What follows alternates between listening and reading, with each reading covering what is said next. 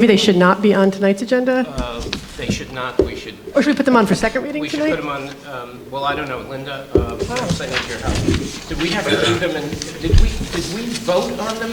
Yes, it was a voting meeting last time. December was a voting meeting. And this is a voting meeting. They don't have to be a month separated, simply as another. So let's change that to move them for second reading tonight. Yeah, I don't know why they would be first reading.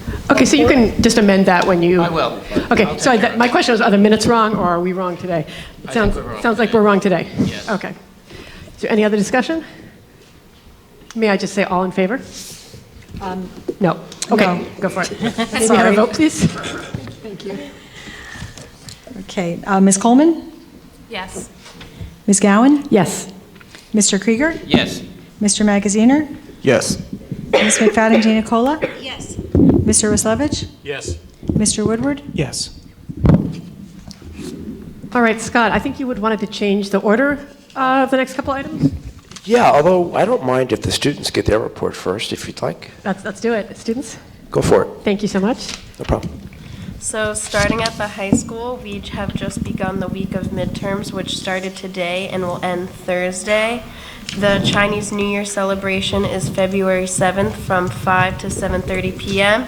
And our elective fair is also February 7th. And we had a special announcement about Battle of the Books from Ms. Puccio. So the New Jersey Battle of the Books competition will take place on March 23rd at Middlesex County College. Public and private school teams from other parts of New Jersey will compete in a round-robin style competition. There are 9 books chosen by school librarians to read from each of the teams in order to participate. This competition has grown over the years to 21 teams competing this year.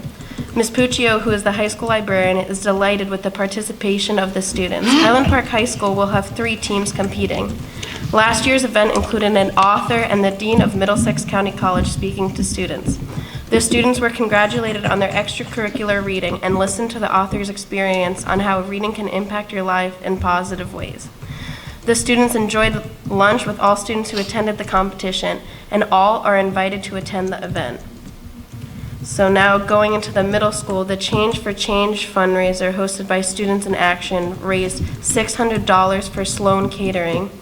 MAP testing was June 8th and January 8th, and for ELA and January 15th for math. And grade level students meetings were held on Tuesday, January 20th, to discuss upcoming class trips, the school store, and fundraisers. At Bartle, Bartle will be participating in Global Play Day on February 5th. And congratulations to the students for winning the Staff versus Student Fitness Challenge. And Bartle will focus on mindful intentions for the month of February. Each day we will share a mindful intention. Example, today I will treat others with the compassion I would like to receive. Today I will challenge myself to do something out of my comfort zone, etc. And each student will set a goal for the day. And lastly, at Irving, we look forward to taking part in Global Play Day again this year on February 5th. On this day, the students are invited to bring in toys, and the day is focused around unstructured play, social skills, and learning through play. Lastly, our residency with George Street Playhouse will begin on February 10th. Our staff enjoy the professional development to prepare them for our focus this year on dramatic play integrated with science. That sounds really interesting. Yeah. Thank you. All right, so Scott, I think with apologies to our auditors, we are going to do your presentation first. Yes. Thank you. So I think it needs to be known throughout the community that I won the staff relay race at Bartle, and that you're probably thinking of June 8th because you're a senior. Can't wait to get to it. But I also want to point out that these 2 folks are going to be 18. Actually, Andy turned 18 last week. And Stella's looking at it Thursday, so you'll both be able to. Of course, well, no, this can't is drink anymore. I'm thinking about the election. You got until next year. That's important. A couple of announcements I want to make before I get to the agenda. First of all, I will not be making the condom distribution presentation tonight. We decided, the board president and I, to wait until February 10th, at which time I can have a member from the Health Commission be present as well, because this effort that we're considering is coming from both the school district and the health commission. So that's one reason why you gentlemen are waiting, because that presentation would have been quite lengthy. So February 10th will be our next board meeting. It'll be held here at the middle school, and that's the meeting at which we'll talk about condom distribution. The other two things I want to point out, I have been talking to the board the last month or two about surveying high school students after the elective fair. And as I pointed out at the reorganization meeting, I'll be making that presentation at one of the February meetings. It's looking more like February 24th. We'll be actually giving all the students very soon after, if not the day after the elective fair, a digital survey question that'll have them pick 4 of what their top elective choices will be before they actually meet with their guidance counselors. This will give us, the board, an opportunity to better understand what kids really want if we can make it happen for them. So that presentation is going to be February 24th. I'll share the data with the board. The other thing that I should share regarding scheduling, because that has been a frequent topic of discussion, Ms. Brady's scheduling committee, which involves stakeholders, will be meeting soon. We anticipate Ms. Brady being with us until February 20th, I believe. Her leave date is on the board agenda. By which point we should have had that meeting. But if we don't, the current interim assistant principal, who I'm recommending be the interim principal in Ms. Brady's absence, Mary Jo Trushow, we call her MJ, will inherit the committee. She's been integral in the scheduling planning process, along with Mr. LoBianco and Ms. Luxa and Ms. Brady. They've been coming up with various drafts that they want to present to the stakeholder group. So those are my announcements. What I would like to do before I invite Ms. Asamoah to the podium is give a very, very warm welcome to the individual I'll be recommending as the new assistant principal of the middle school. Her name is Kristen Sukow. Kristen, you can say a few words. I was going to say sing for us. If you would like to come up to the podium, I'll say a few words about you, and then you can just introduce yourself to the community.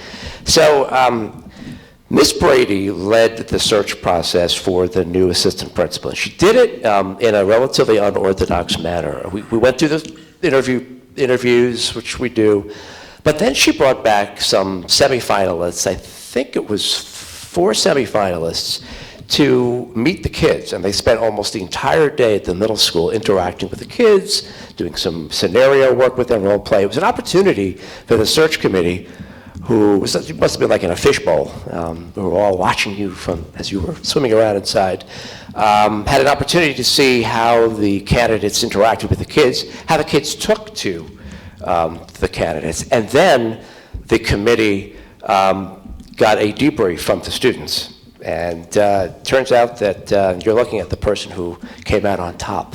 We're very excited. And so Ms. Sukow, why don't you just share a few words about yourself? Good evening. Like Dr. Teller said, my name is Kristen Sukow.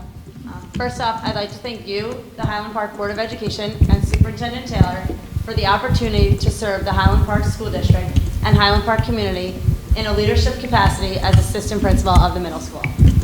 Prior to my career as an educator, I was a Division I athlete and graduated college with the highest GPA of student athletes at Fairleigh Dickinson University. Currently, I serve as a classroom teacher and athletics coach and have been doing so for the last 13 years. Using all my prior skills, I am very eager to now share my talents and knowledge as an educational leader. The restorative practices and progressive nature of Highland Park really excites me. The district is going in such a forward direction that I am so enthusiastic to be a part of it all. I cannot wait to begin walking the halls, interacting with students, staff, and community members, and gaining even more insight into this wonderful school district. I'm committed to serving this community and continuing to move in a positive direction to better serve our students. The students, staff, administration, and board members that I've met with already have been nothing short of amazing, a team I cannot wait to be a part of. It is with great pleasure that I welcome this opportunity and cannot wait to get started. I would like to thank you again for this leadership position and look forward to serving the school and community in a very positive manner. Thank you. Thank you so much. We're delighted to have you. And this isn't another interview, but if you have any questions for Kristen, you're welcome to ask. Stay up there. Yeah, go ahead. Congratulations and welcome. And what sport did you play? Basketball. I didn't want to assume, but that's great. I did. And now I'm a runner. Nice. And what do you coach now in your current position? Track in fall and spring, and middle school basketball in the winter. And we're currently Ah, wonderful. Thank you. That's really why I'm hiring her. If you haven't figured me out. I don't think so. I think we're all set. Thank you so much for coming. Thanks so much for being here, Kristen. Hey, Kristen, why don't you hang out, listen to what Elizabeth has to say, because it's pertinent to your new role. That's a good transition. So I'm very thankful for Ms. Asamoah for many reasons, one of which is she always finds money for good causes. And she found us money for a very, very important cause, and that is to bring some semblance of a substance abuse coordinator back to our school district after a 4 to 5 year, maybe 6 hiatus, 5 years, 6 years, a long time. So I invited Ms. Asamoah to just share a little bit about her vision for this position, and maybe you can even talk about where the money's coming from and how it all came about. So please take the podium. Thanks, Ms. Asamoah.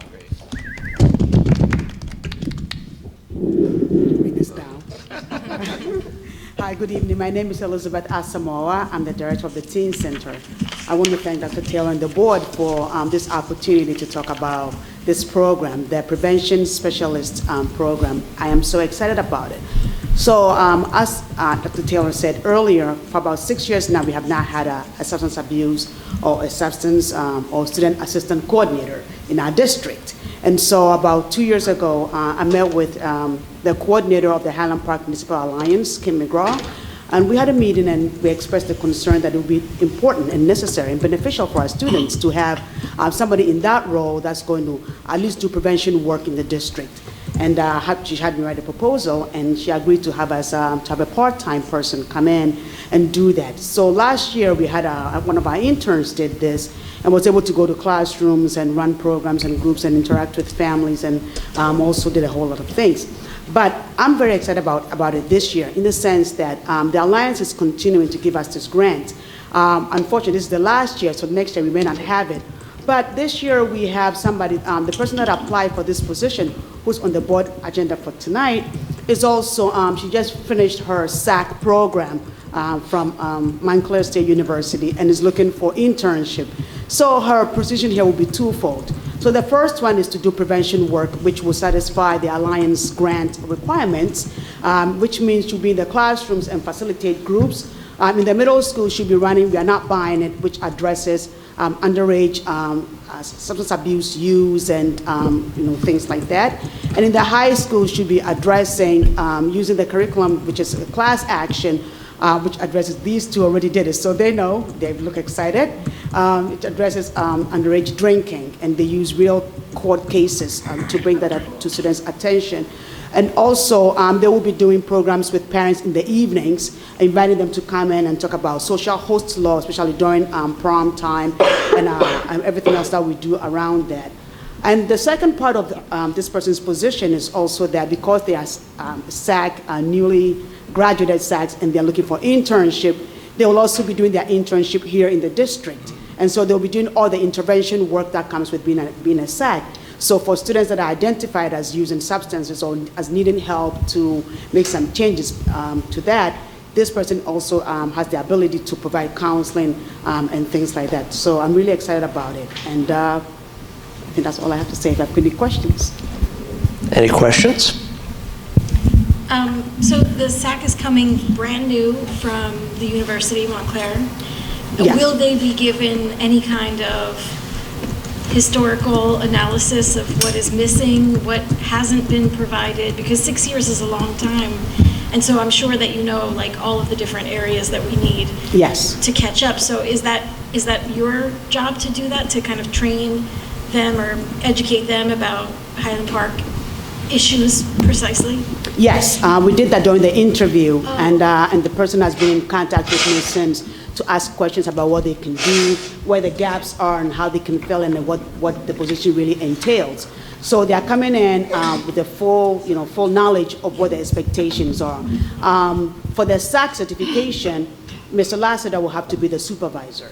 But for the prevention specialist, I'm supervising. But they'll be housed in the teen center, so I will have daily interaction with them. They're going to be here for 35 to 40 hours a week. So Okay. that's really great. And I guess, in addendum to that, not so much a question, but a suggestion or comment or something, the health curriculum that we've recently revised, as well as the piloted LGBTQ curriculum, would really be informative, and I would hope that the SAC could hopefully push in on lessons in our health classes and also the LGBT classes, because I know that a lot of the issues that they might be presented with might be related to those, the new curriculum changes. In fact, I love that idea. And maybe what I could do when you're ready is have me work with the SAC so that I could share, we could set up some kind of lesson plan sharing system so that they know, the SAC knows when certain lessons will be implemented. All right. She could even work her schedule around the lessons maybe. Yes, she's very excited to be here once she's approved by the board, and she wants to do whatever we want her to do. So I think that will be exciting for her. Excellent, thank you. Other questions? Thank you so much. You're a genius to have found this money. We're very grateful. Thank you. Thank you, guys. But both of you for coming out. Yeah, I'm thanks. going to use I'm sorry, did you want to say something? Oh, no, I'm sorry. Am I getting in your way? I'm getting in your way. I just want to use my supervisory authority to direct them to go home, so I'm going to suggest that you leave now. Thank you. And that concludes my report. Sorry about that. I didn't mean to step on your toes there. So our next item is going to be our auditors. Our auditors are here, and they are going to give their report about their review of our financial situation. Would you like to come to the podium, or would you like to have a traveling mic? What's best? Oh, no, I'll sit up at the podium for one moment. I would like to give the handout to Perfect. Thank you. Yeah, we had an opportunity to speak with the auditors during Finance Committee tonight.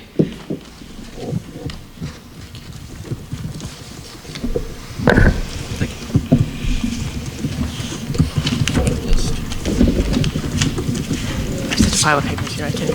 Quite a few papers. Okay, thank you. Upside down.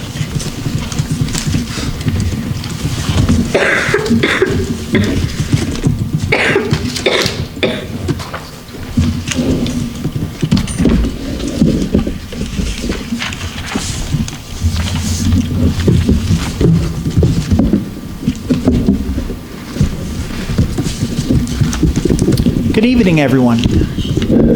It's our pleasure to once again come and visit the board and talk about the results of the audit for the past fiscal year. I'm very happy to see that everybody has books at this point of year, because at this point last year, we were waiting on information from the state for an accounting requirement relating to retirement benefits.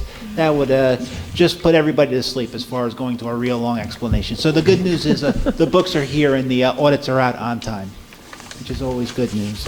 As I said, it's our pleasure to come out, and I am very fortunate tonight to have William Colantano along with me, as well as Michael Hulk, our partner at the firm.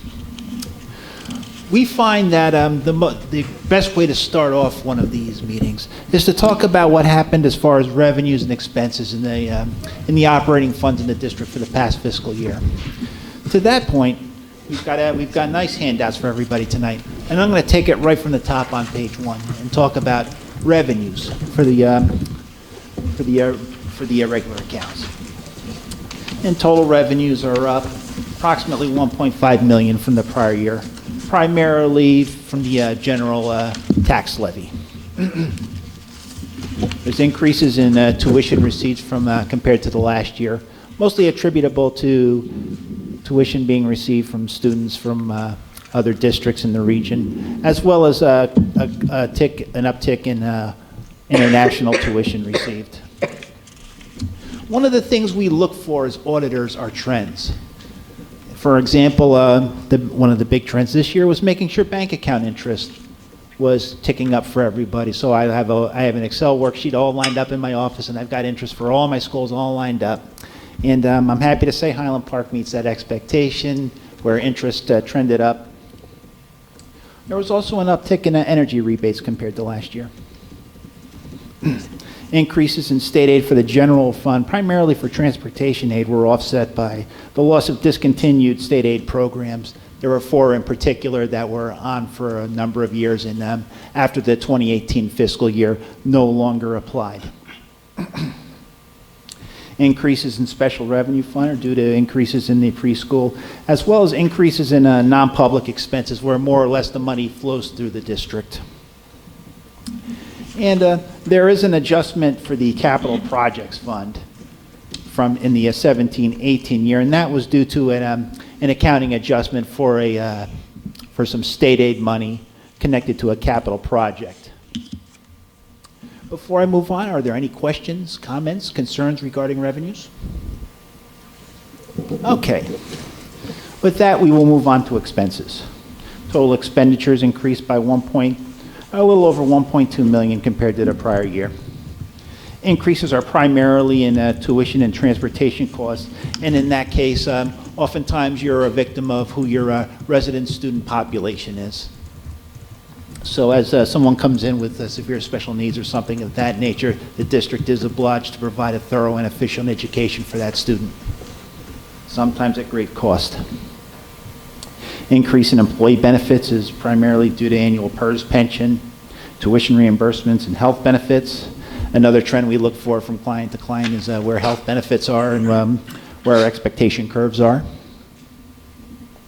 And there are a couple other things that are not necessarily recurring expense patterns, things like capital outlay and other things like other financing uses, where it's not out of the ordinary to see a sharp uptick or downtick, depending on what the needs of the district are at the time. Any questions, comments, concerns before I move on from expenses? Yes. It says the increase in state aid under revenues for special revenue fund is due to increases in preschool as well as an increase in non-public expenses. But according to the numbers on the left, it's down 100% for capital projects, and special revenue is negative. The change is, the percentage is 46.7% down. I'm going to get into that actually. Okay. Because that's what we also do, because we're accountants and we're junkies as far as looking at trends and stuff like that. We like looking at not only how things went last year, also looking at how things went 10 years ago. And there are a couple things I wanted to go over real quick. What about the? I didn't see that, but yeah. I see. The debt principal is part of the total debt of the district. Do you know how much we're in debt? How much the district is in debt at the moment? As a matter of fact, I do.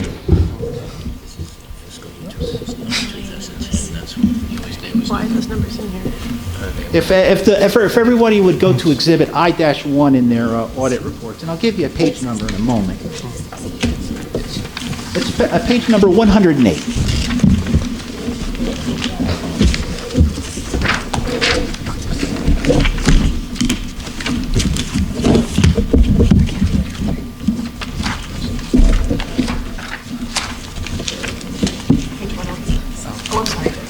And it's a schedule with the heading long-term debt on it.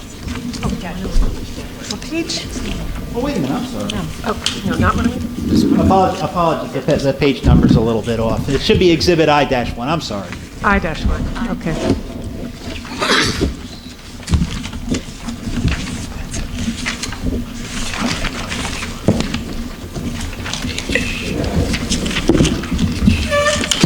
I'll get there. Long-term debt. No, I come on. Page 100. Here it is. Apologies on the page number. However, there's approximately $18.5 million in outstanding debt,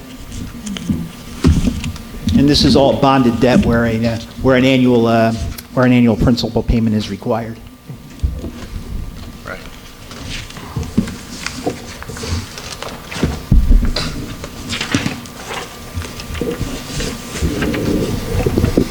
Any other questions, comments where I spend just a couple of minutes talking about things from this year and 10 years ago. And the thing I did want to point out as I was preparing for the meeting was the increase in federal aid as it, the big decrease in federal aid as it compares to the 2009-10 or the 9-10 column amount of 524,917. And we have to keep in mind that those are one-off revenues. In that particular instance, that was the American Recovery and Reinvestment Act kind of one-off revenue for the stimulus that happened during the early terms of the Obama presidency. So unfortunately, that was a one-and-done kind of deal as far as a revenue stream.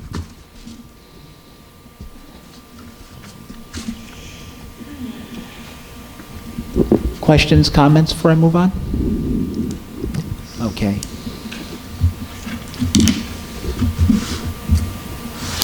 The next page of our handout deals with fund balance. And what I'd like the opportunity to do is give you a view from, say, 10,000 feet up, and my friend Mr. Colantano will go into much more detail about this as we go into the graphs and things of that nature.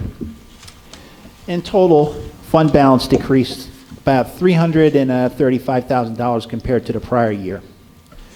Predominantly, this was the decrease was in the restricted reserve accounts. These are things for capital reserve, maintenance reserve, emergency reserve. These funds were brought into the budget to offset costs that are relatable to those particular reserves. The largest portion of fund balance continues to be the amount designated for subsequent year taxes, i.e. amounts being returned to the taxpayers of the district.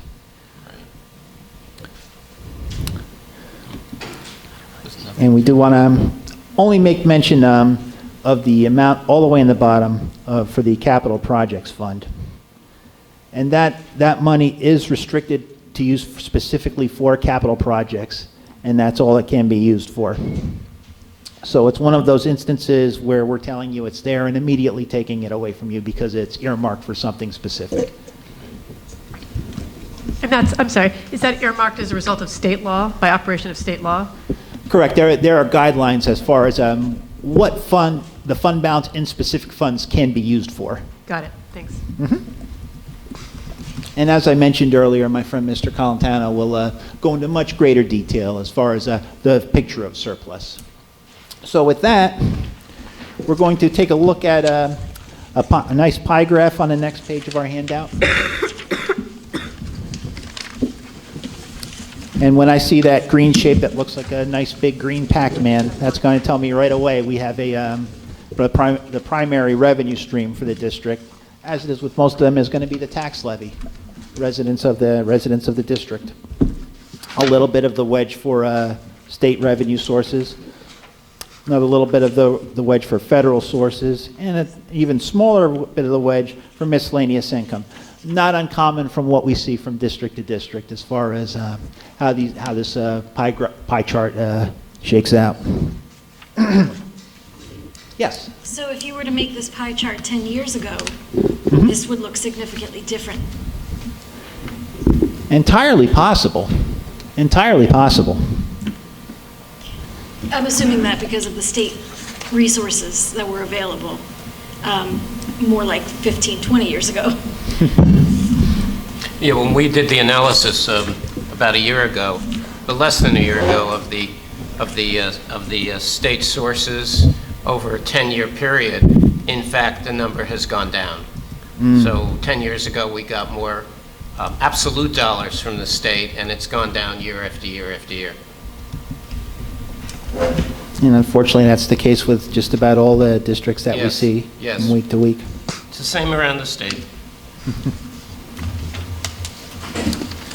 Now we've got a nice little trend chart right below that gives you the tax levy as it breaks out between three different components. And that's the purple line represents the county, the green line represents the municipality, and the blue line represents the school district. And we do want to keep in mind that the school district is a K-12 district. So things may tick up a bit. And things are kind of, as we look at the trend line, things are ticking up a bit. Any questions, comments, concerns before we move on? Sure. I mean, is this tax trend line, is this similar to what you see in other districts in general? Are we an outlier in terms of having the slight uptick? Depends on the district to district. I can tell you that I'm seeing nothing out of the ordinary here that I would see from district to district. But it really depends on a case-by-case basis. For example, Highland Park, the borough itself hasn't had a revaluation in a number of years. So if you were to look at the tax rate, it appears to be somewhat high, $4. But that's attributable to just where property values are and applying those property values to real dollars. Interesting. Thank you. Anytime.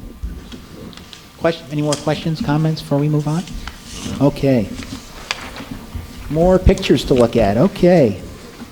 We've got a nice pie chart up top when we talk about expenditures. And again, we're going to talk about what auditors' expectations are.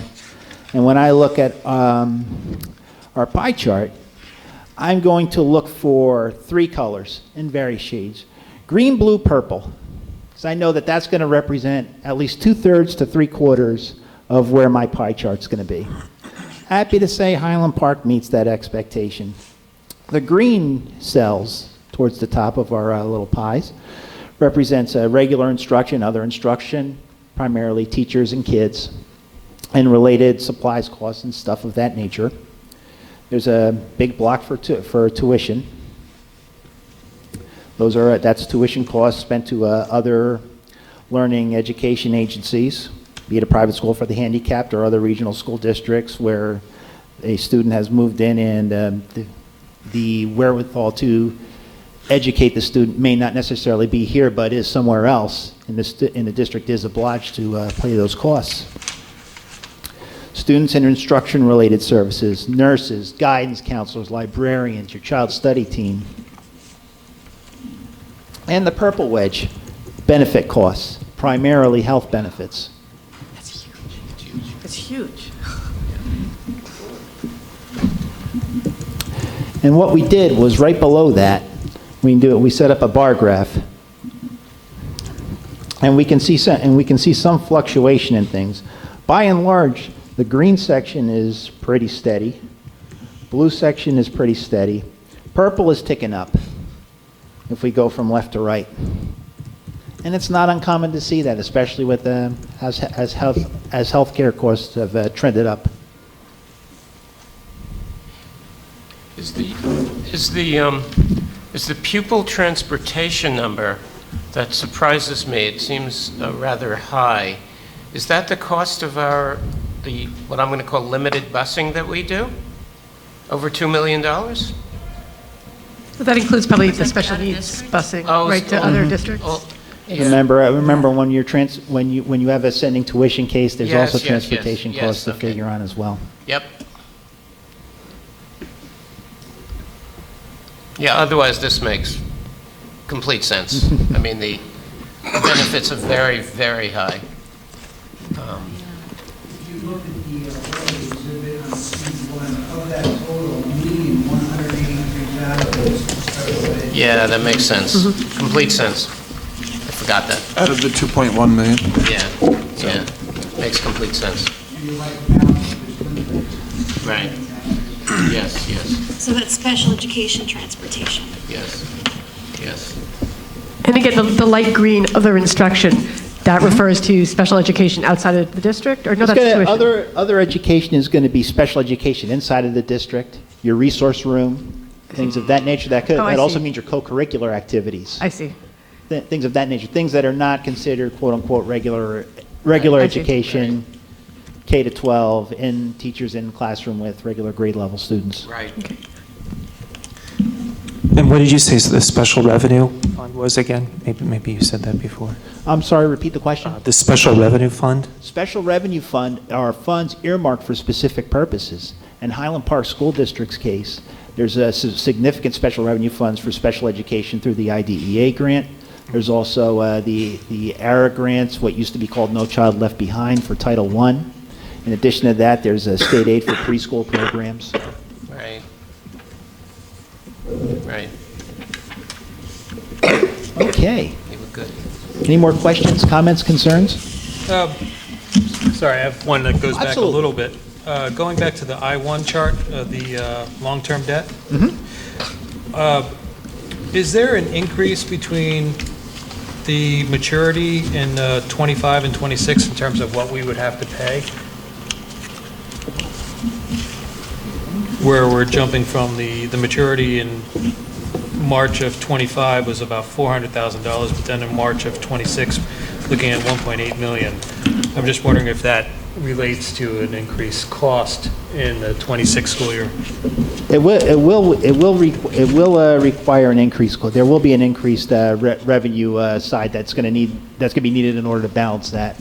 So when the powers that be set up that particular bond issuance. Why does it go up so dramatically? Is that because of the structure of the? If I can explain, when the bonds are sold, well, when the financial advisor puts together the amortization of the bonds, they try to make the payments level. So you may see your principal payments going up, but that's because your interest payments are going down, similar to your mortgage. And they try to make the debt service costs to be as even as possible. And when you have two different bond issuances, sometimes you may see great fluctuations in one because the other is going the opposite direction. So what you're not seeing here is the interest cost for those periods. Yes.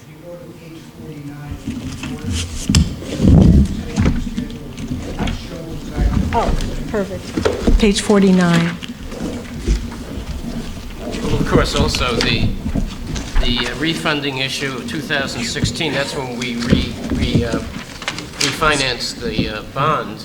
That ends in 2025, so that the total in 2025 is about almost 1.6 million, and then in 2026 it's 1.79 million. So there isn't, if you add them all together, not such a big jump. I'm sorry, I'm still so confused. This one where it says, Yes. the amount we owe 3/125 is $415,000. Yes. Why does it go up to 1.8 the next year? No, because I when know you they, just when said they it, but built I get it, it. when they built it, they realized that in 2026 there's zero here. Ah. So you add 25s together. Right, so they're and you get a little backloading bit less than the to make it even, the single even payments. 2026 All right, number. third time's the charm for me, thank you. There you go. Got it. Any other questions, comments, concerns before we move on from expenses? And I did want to point out that we saved an enormous amount of money a couple of years ago when Linda had the foresight with the low interest rates to refinance, and our bond indebtedness payments each year went down significantly. So that was really, really excellent. While we're on the topic. Financial advisor. Now, we're going to get into some charts dealing with surplus. And for that, I'd like to have my friend, Mr. Colantano. What's easier for you, Bill? You want to come up or you want to sit, or? You going to come up? Okay.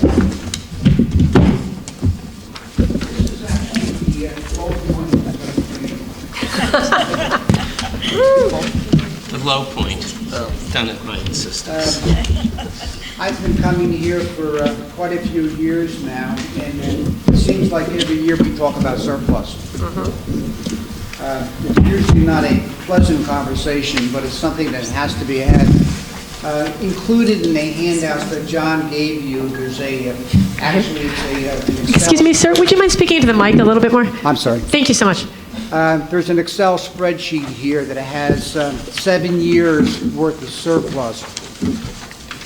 And I think the comment John might have made is, I tell you how much surplus you have, then I proceed to take it all away from you. At the end of this year, for those board members not aware, surplus is made up of many categories.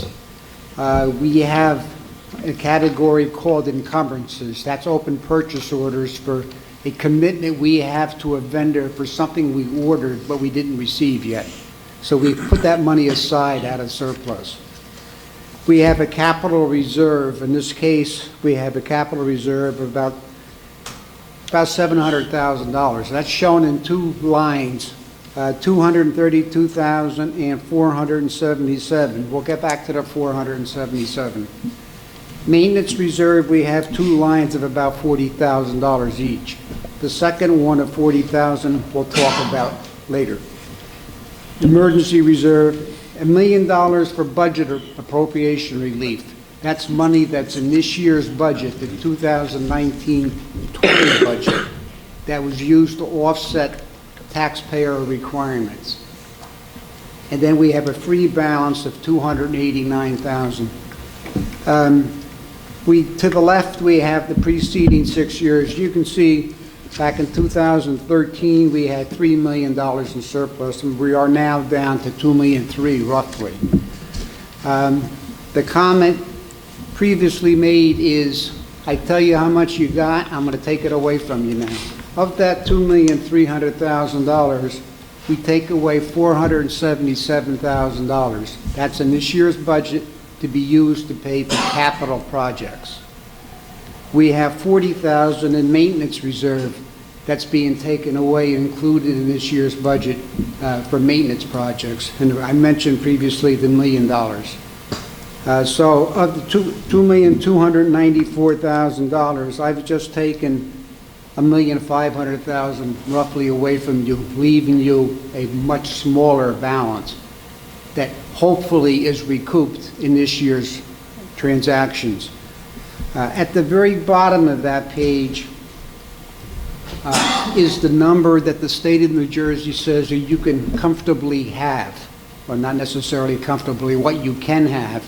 We're allowed to have 2% of our expenditures as a surplus item, and then we're also allowed to have late payments of state aid that came in that we couldn't use, that we can use in the future.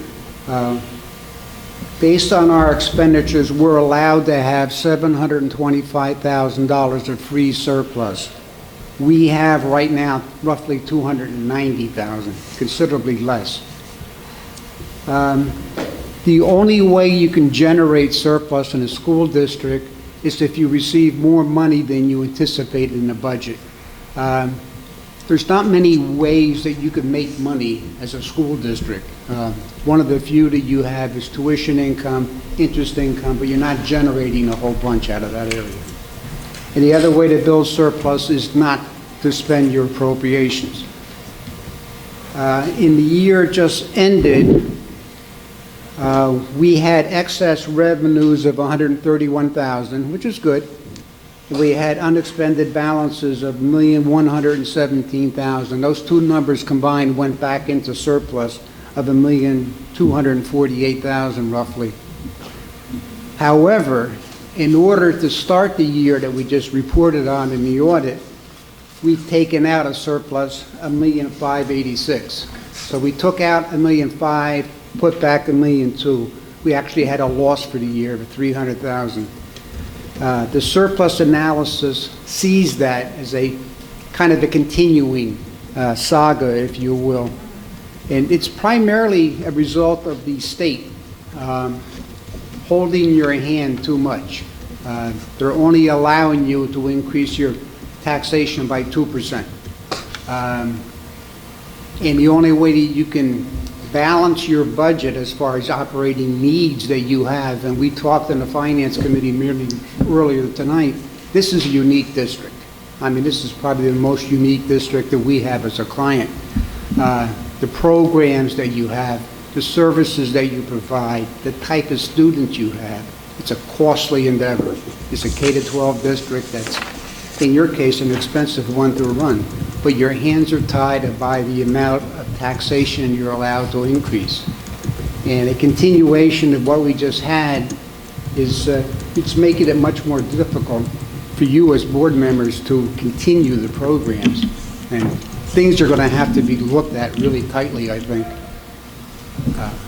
Once again, thank God there's not that many people in the audience to hear wonderful news about the audit. The audit was good. It was just the surplus is in a difficult position. Yeah, and I want to add that the committee has been saying this to the rest of the board and to the administration for 6 months now. At least. We know that that surplus has gone down. That surplus needs to be reimbursed at least $300,000 going forward. And we need to do, I'm going to speak to all of us, whatever it takes in the next budget that we increase that surplus. Otherwise, we can find ourselves in an April or a May closing the school district. You know, one of the problems... Everyone should pay attention to that. That's very serious. And you're kind of 100%, maybe 50% correct. The only reason I'm saying that, the numbers that you're talking about are operating needs. We have other needs too, the capital needs of the district that we have pretty much depleted the surpluses that we have available. So it's really a twofold problem. So you would even raise more surplus? Yes. Well, we can't. I mean, we can't unless we I don't live here. have 20% more students in each classroom and RIF dozens of teachers. That's not going to happen. But by making our wish lists smaller, I think we can, and with some things that have happened this year that are better than in previous years, I think we can get to the point where we reimburse that surplus, so we're not in a terrible position because the state decides not to give us any aid, or the state says you can't raise 2% anymore, you got to raise 1%. Anything can happen, and we're really all at their mercy. So we need to have some surplus in this district, and a reasonable, at least close to 2%.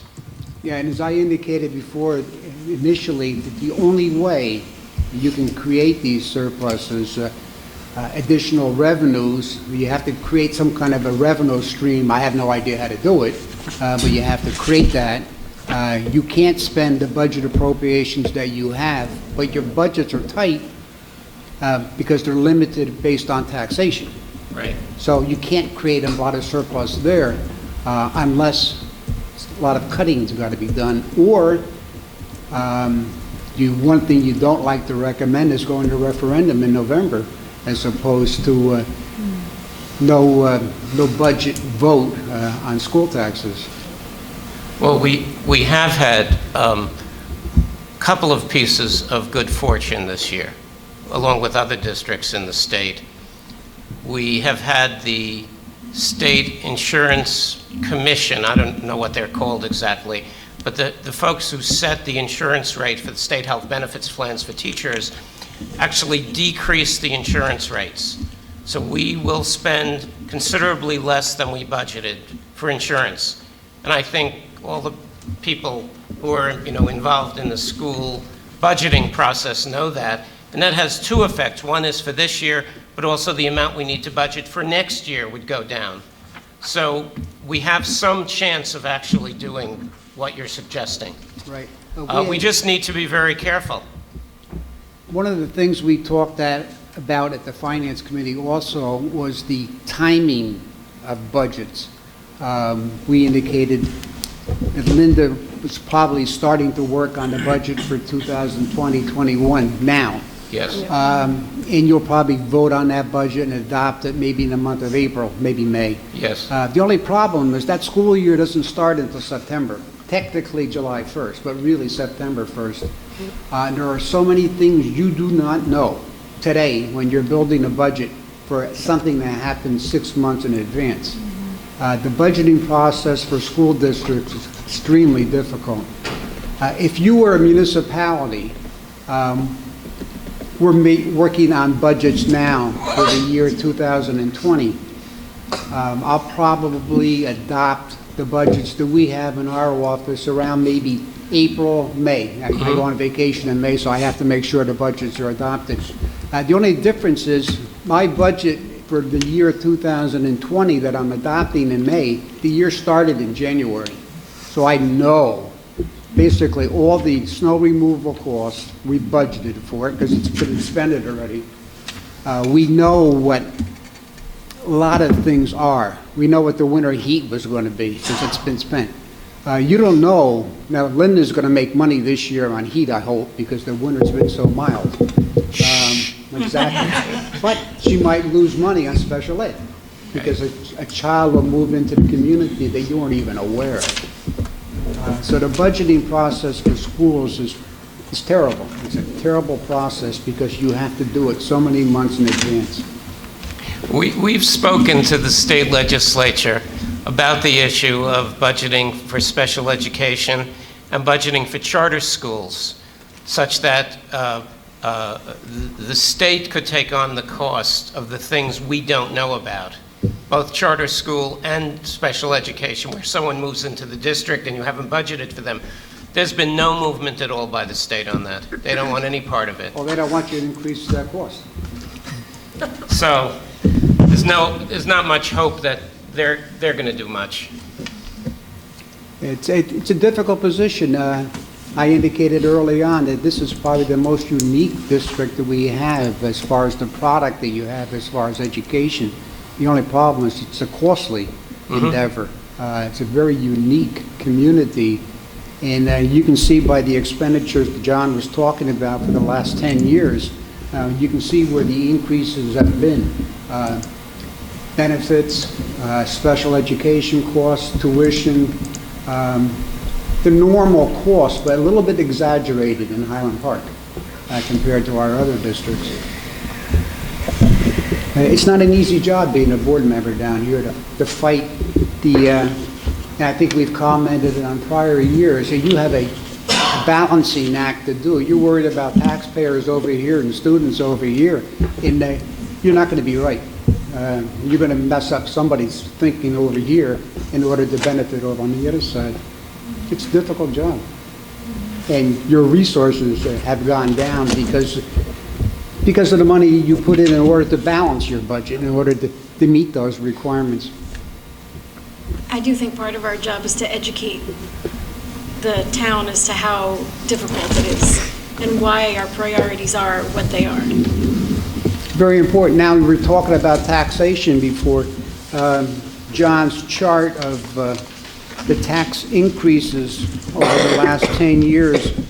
The blue line, which is the local school tax, including for all students, you're up 25%, a little bit over the 2% that's allowed by the state.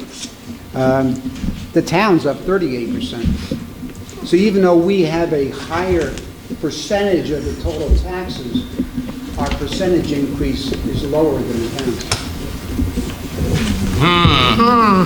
That is not in the pamphlet. Can you repeat that? I'm sorry. Oh, you have to interpret some of the pages. All the information's there. Can you repeat that last statement, because I didn't hear you? Yeah, that's worth repeating for sure. Okay, John's chart of the 10-year property tax rates, and there's another exhibit, the J7 exhibit in the book. Let's see if I can find it fast. 111. Here you go. Those tax rates are taken from the County Board of Taxation, and they're included in our book. Most people don't realize how valuable this document is, because there's a lot of stuff in it, you only have to know where to look. So if you do what I did today before I came to the meeting, John did homework and so did I, Mike drove. I just subtracted 10 years ago tax rate from the current year's tax rate and got a percentage increase. It's nothing difficult to do, but you just have to know where to go to find it. Sure. But your increase for school taxes is up 25% over that 10-year period of time. It sounds high, it is. The state's allowing you to, but you had some modifications, and debt service is exempt. The town is up 38%, which is another 50% higher, basically. And the county's up 13%. The county's not giving you the services that the school and town are. That's interesting. Not that we're competitive with the town, but, you know, Well, but it's nice to know. they started it. Hey, We're can you children just over here. clarify? My understanding was the increase in health benefits for all the different districts would be more or less the same, just because I believe we're all using the state. No, they're not No, not the same. everybody. First of all, they're not the same as the state employees, like the town employees or someone who works at Rutgers. Yeah. You and they are in the New Jersey State Health Benefits Plan. The teachers are in the School Education Health Benefits Plan that typically costs 20% more. But across the board cost about 20% more. So our board pays about 20% more for the health insurance than the town does, and that's just mandated by the state. On top of that, the contract with the Highland Park Education Association gives, which was negotiated 10 years ago initially, or Linda could give me an exact date, but about 10 years now, 8 years, gives our teachers the New Jersey Education Health Benefits Plan, NJ Direct 10, which is by far the most expensive and most comprehensive insurance plan. Some districts have NJ Direct 15, NJ Direct 20, 2035. Those can be as much as 20 or 25% less than we are paying. That's all negotiable. Now, in the last contract we negotiated that new teachers would get NJ Direct 15, but again, comparing that to Rutgers, the Rutgers NJ Direct 15, which is the state employee plan, is about 25% less costly than the NJ Direct 15 that our new teachers get, just by what the coverages are. That's one of the very few things that Sweeney has tried to push through the legislature, which seem reasonable, and that is to merge the plans and give the education plan the same costs and the same coverages by default that we're getting that the state employees get. So we're paying now for a family coverage under our health benefits plan somewhere between $36,000 and $37,000 a year. The NJ Direct 15 for a new person for a family plan is $34,000 or $35,000 a year. And not to take anything away from anyone, I'd like to have that coverage. I think everyone at this table would, but it's very, very, very expensive. And it's one of the benefits our teachers have, and it was negotiated fairly 8 or 9 years ago. But it is what it is, and it's very, very, very expensive. Any other questions pertaining to the surplus that I talked about? John has a couple other comments regarding recommendations and suggestions. I think we're all set. Thank you so much. Thank you. Thank you. Thank you. Excuse me. Moving on from surplus. There is one more chart that I like to talk about when I come to the meetings. And we have a nice little bar graph for you that shows you 10-year enrollment. Now, normally when I have this conversation with a district, my typical conversation is student enrollment is trending down. Highland Park is different. As we look at our bar graphs for enrollment is ticking up. We go from 1,473 bodies in the building for fiscal year June 30th, 2010 to 1,599 for fiscal year 2019. And these are trends to consider as you plan for the future, your capital needs, your education programs, and things of that nature. If I could just interrupt on, and Sure. I'm with you on the growth since 2010, but if you look at from 2014 to today, we're flat. Pretty much flat. Yeah. Pretty much. I mean, but it's more the exception and not the norm. Very good observation, though. It's more something different than I'm accustomed to seeing. For the most part, my conversations are enrollment is ticking down. But with that being said, I want to take a minute to talk about the process. We typically come in and visit the district twice annually, once in June, once in September. We look at all kinds of things, from student enrollment counts, to how much money is in the bank, to how many lunches were sold. We crunch numbers, we ask questions, we crunch more numbers, ask more questions. And as a result of the audit this past year, there was one audit recommendation requiring board corrective action and 2 audit suggestions. The recommendation this year is a repeat of a prior year recommendation, and this relates to an accounts receivable for a state capital grant. This is for For districts involved in this, it's not entirely an uncommon finding to see that there are accounts receivable balances for state capital projects. This is a lot due to impositions put on districts by the state, as well as turnover in the state itself and the punch list kind of evolving every couple of months as far as, well, we wanted A, B, and C, now we want X, Y, and Z. It's not uncommon, but once we do the recommendation for not getting the grant funds timely, the recommendation has to stay until the grant funds are received, or there is some disposition as to where we're at with the receivable balance. There were also 2 audit suggestions this past year. The first is for the business office to do a review of open purchase orders to verify that purchase orders actually represent amounts that are ordered at or prior to June 30th, and making sure that there's nothing that maybe should be adjusted or tweaked. The other audit suggestion dealt with staffing in the business office as it relates to considering bringing in a staff accountant. Any questions, comments, issues, concerns? I don't think so.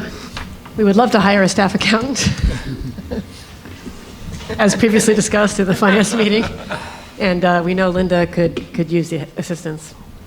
What's the process in regard to responding to the recommendation? Does Ms. Hofela have the duty of responding to you in some formal way? We are required to respond on the formal recommendation. Mm-hmm. We have to, the board adopted a corrective action plan at the last meeting, which gets reported to the state, and then at the end of the year, we report on the progress of that corrective action plan.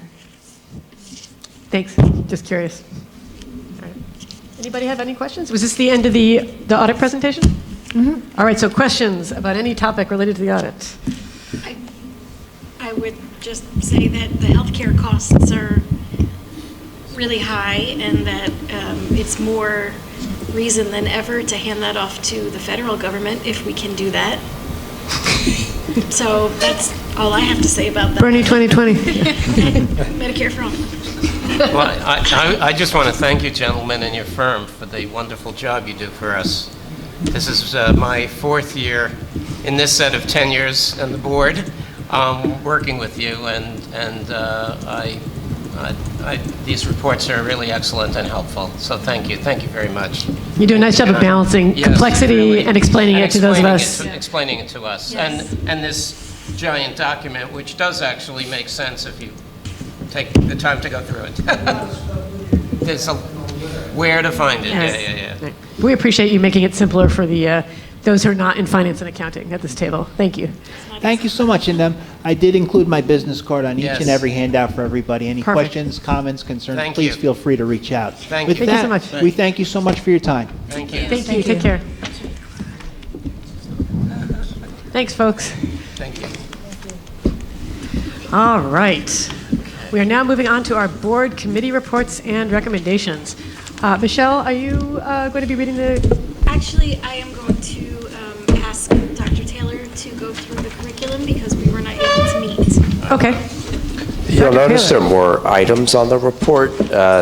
Linda and I decided to take some of what we usually list under personnel and place it under curriculum if it has to do with professional development or curriculum development. So don't be deceived. It's not as if we had like a super busy curriculum agenda month. I'll just review very briefly for you the recommendations. Of course, tonight I'll be recommending that you approve for HIP reports. Number 3 relates to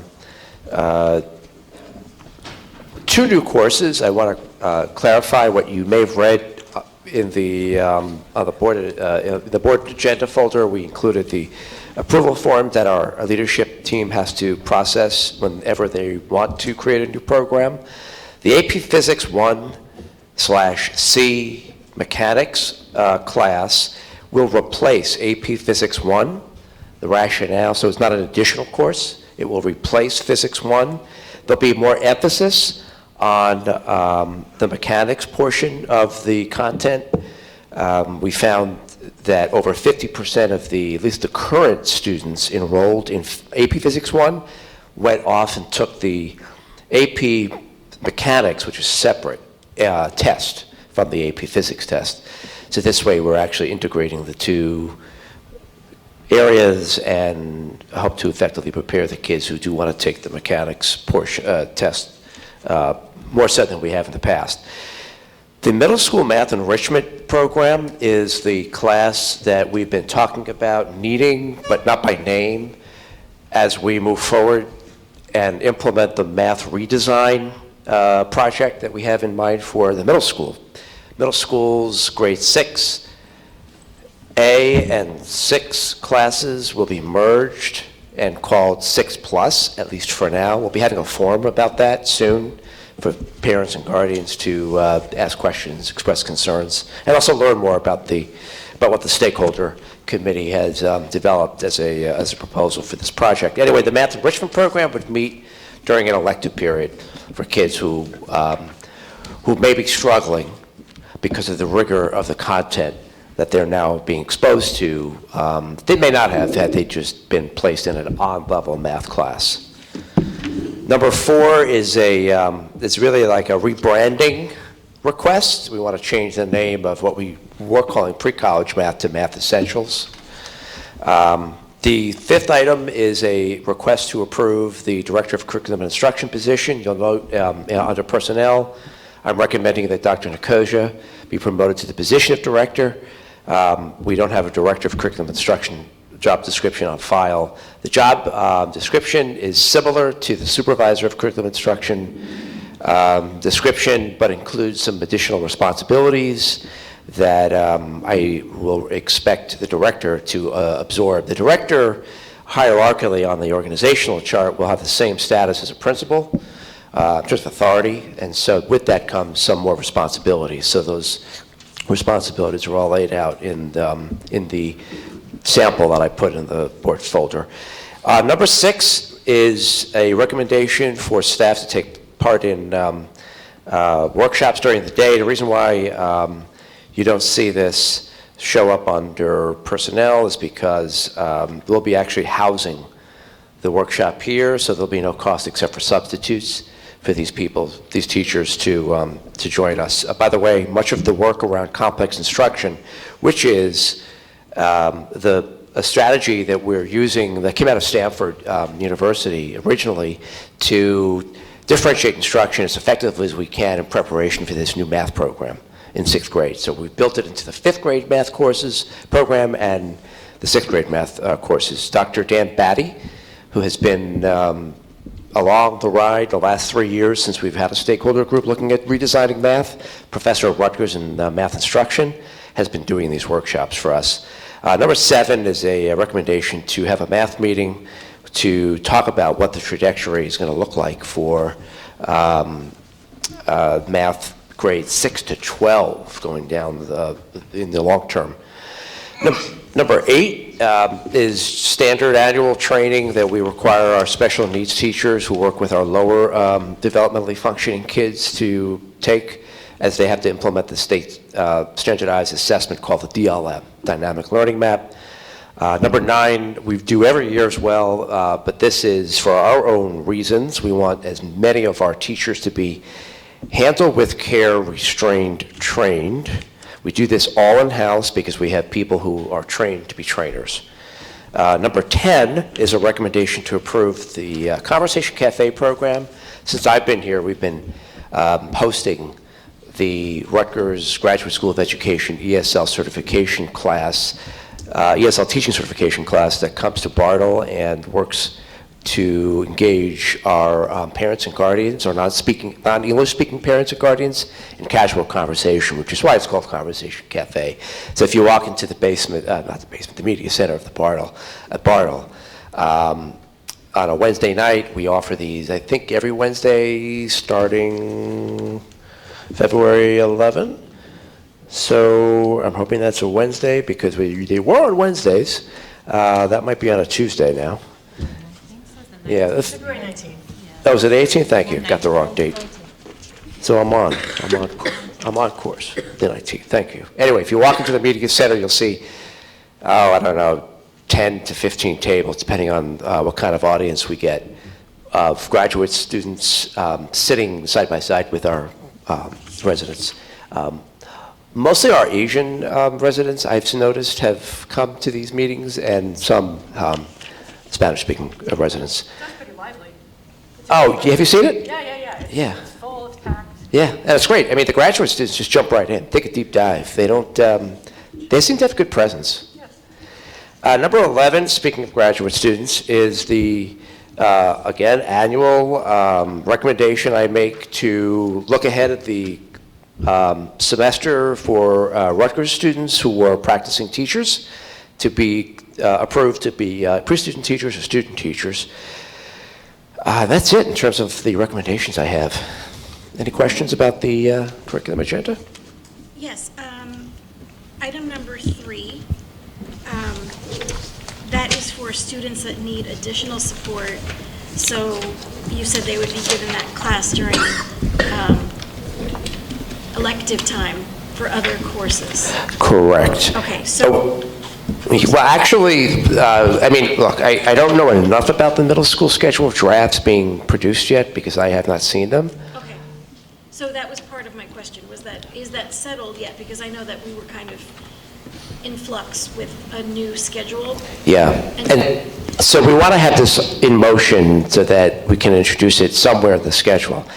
If one of the options presented to the stakeholder group has us reverting to what we did last year, which, if you recall, for several years, alternate electives against our visual and performing arts classes, then likely this class would meet on an A day. So a student who's in band would take math enrichment A and then band B every other day. So that's still part of the conversation then? Yeah, that's still to be had. So that was my first question. And then the other second question about that same thing was, how are we identifying students that would need that support? For math enrichment. So what I know preliminarily that's been discussed is looking at the 5th grade students who didn't perform well in their classes. We're not implementing a standardized assessment. We're not using a cognitive assessment, which we've done in the past for rising 5th graders. Yes, that's right, rising 5th graders. So we'll look more at teacher recommendations and class grades. Okay. Remember, we also have a basic skills instructor part-time now at Bartle. So she, Ms. Andrin, I forgot her name, not Ms. Andrin. No, it is Ms. Andrin. I'm sorry? Oh, thank you. I will come back to that. Yeah. Part-time basic skills teacher is probably going to be able to give us more insight about individual student needs than we've had in the past. We haven't had a basic skills math teacher since I've been here. Yeah. So, I mean, that's wonderful. And so that brings me to my next question. Is there going to be any sort of summer homework or summer project to prepare the students for 6th grade, knowing that what we know about them in 5th grade, and the fact that math skills, if they're not practiced, they do have. So that's a good question. I'm not sure. If that's something that is on the table, but parents obviously would be held accountable for, checking in on their students to make sure they do that. But I know that they do get summer projects, especially reading projects. So I was curious about how we were building that into our 6A curriculum in preparation for those kids. So I will ask Dr. Nicosia that question. Okay. It may have come up in some of the meetings we've had with our stakeholder group. We have some parents in that group. I wasn't present for all the meetings, so I'll follow up with the board about that. That would be great, because I know for sure that there's going to be parents that want their kids to excel, and so they push them during the summer to take whatever at Middlesex County College. And then there's other parents that, they don't have the ability to do that. But sometimes it's just a matter of not communicating with the parents about what the student can be doing with their time over the summer. So, or the financial means to do that, but I for know whatever that there reason. are dollars available, Title I funding, perhaps other things. But even if it was a packet to go home with over the summer, that would be something that we could at least communicate with parents about what they can do over the summer with their students. I think that would be a great idea. Dr. Woodward's on the committee as well, so maybe it'll come up then. I'll ask. Yeah, I mean, Dr. Nicosia, I'm sure she's watching. I think she has organized some summer activities, but I don't know the details well enough to speak about. I'll reach out to her, and then I'll follow up with the board. Yeah, she's on top. There's a meeting on February 6th, I believe, of that group. Yes, so You're correct, 3:15. And then the community and the board will learn much more about the forum we're planning to hold. But I can tell you it is scheduled for March 5th at 7 p.m. Oh, no, I'm sorry, that's a different forum. Hold on, come back to that. We like to hold forums.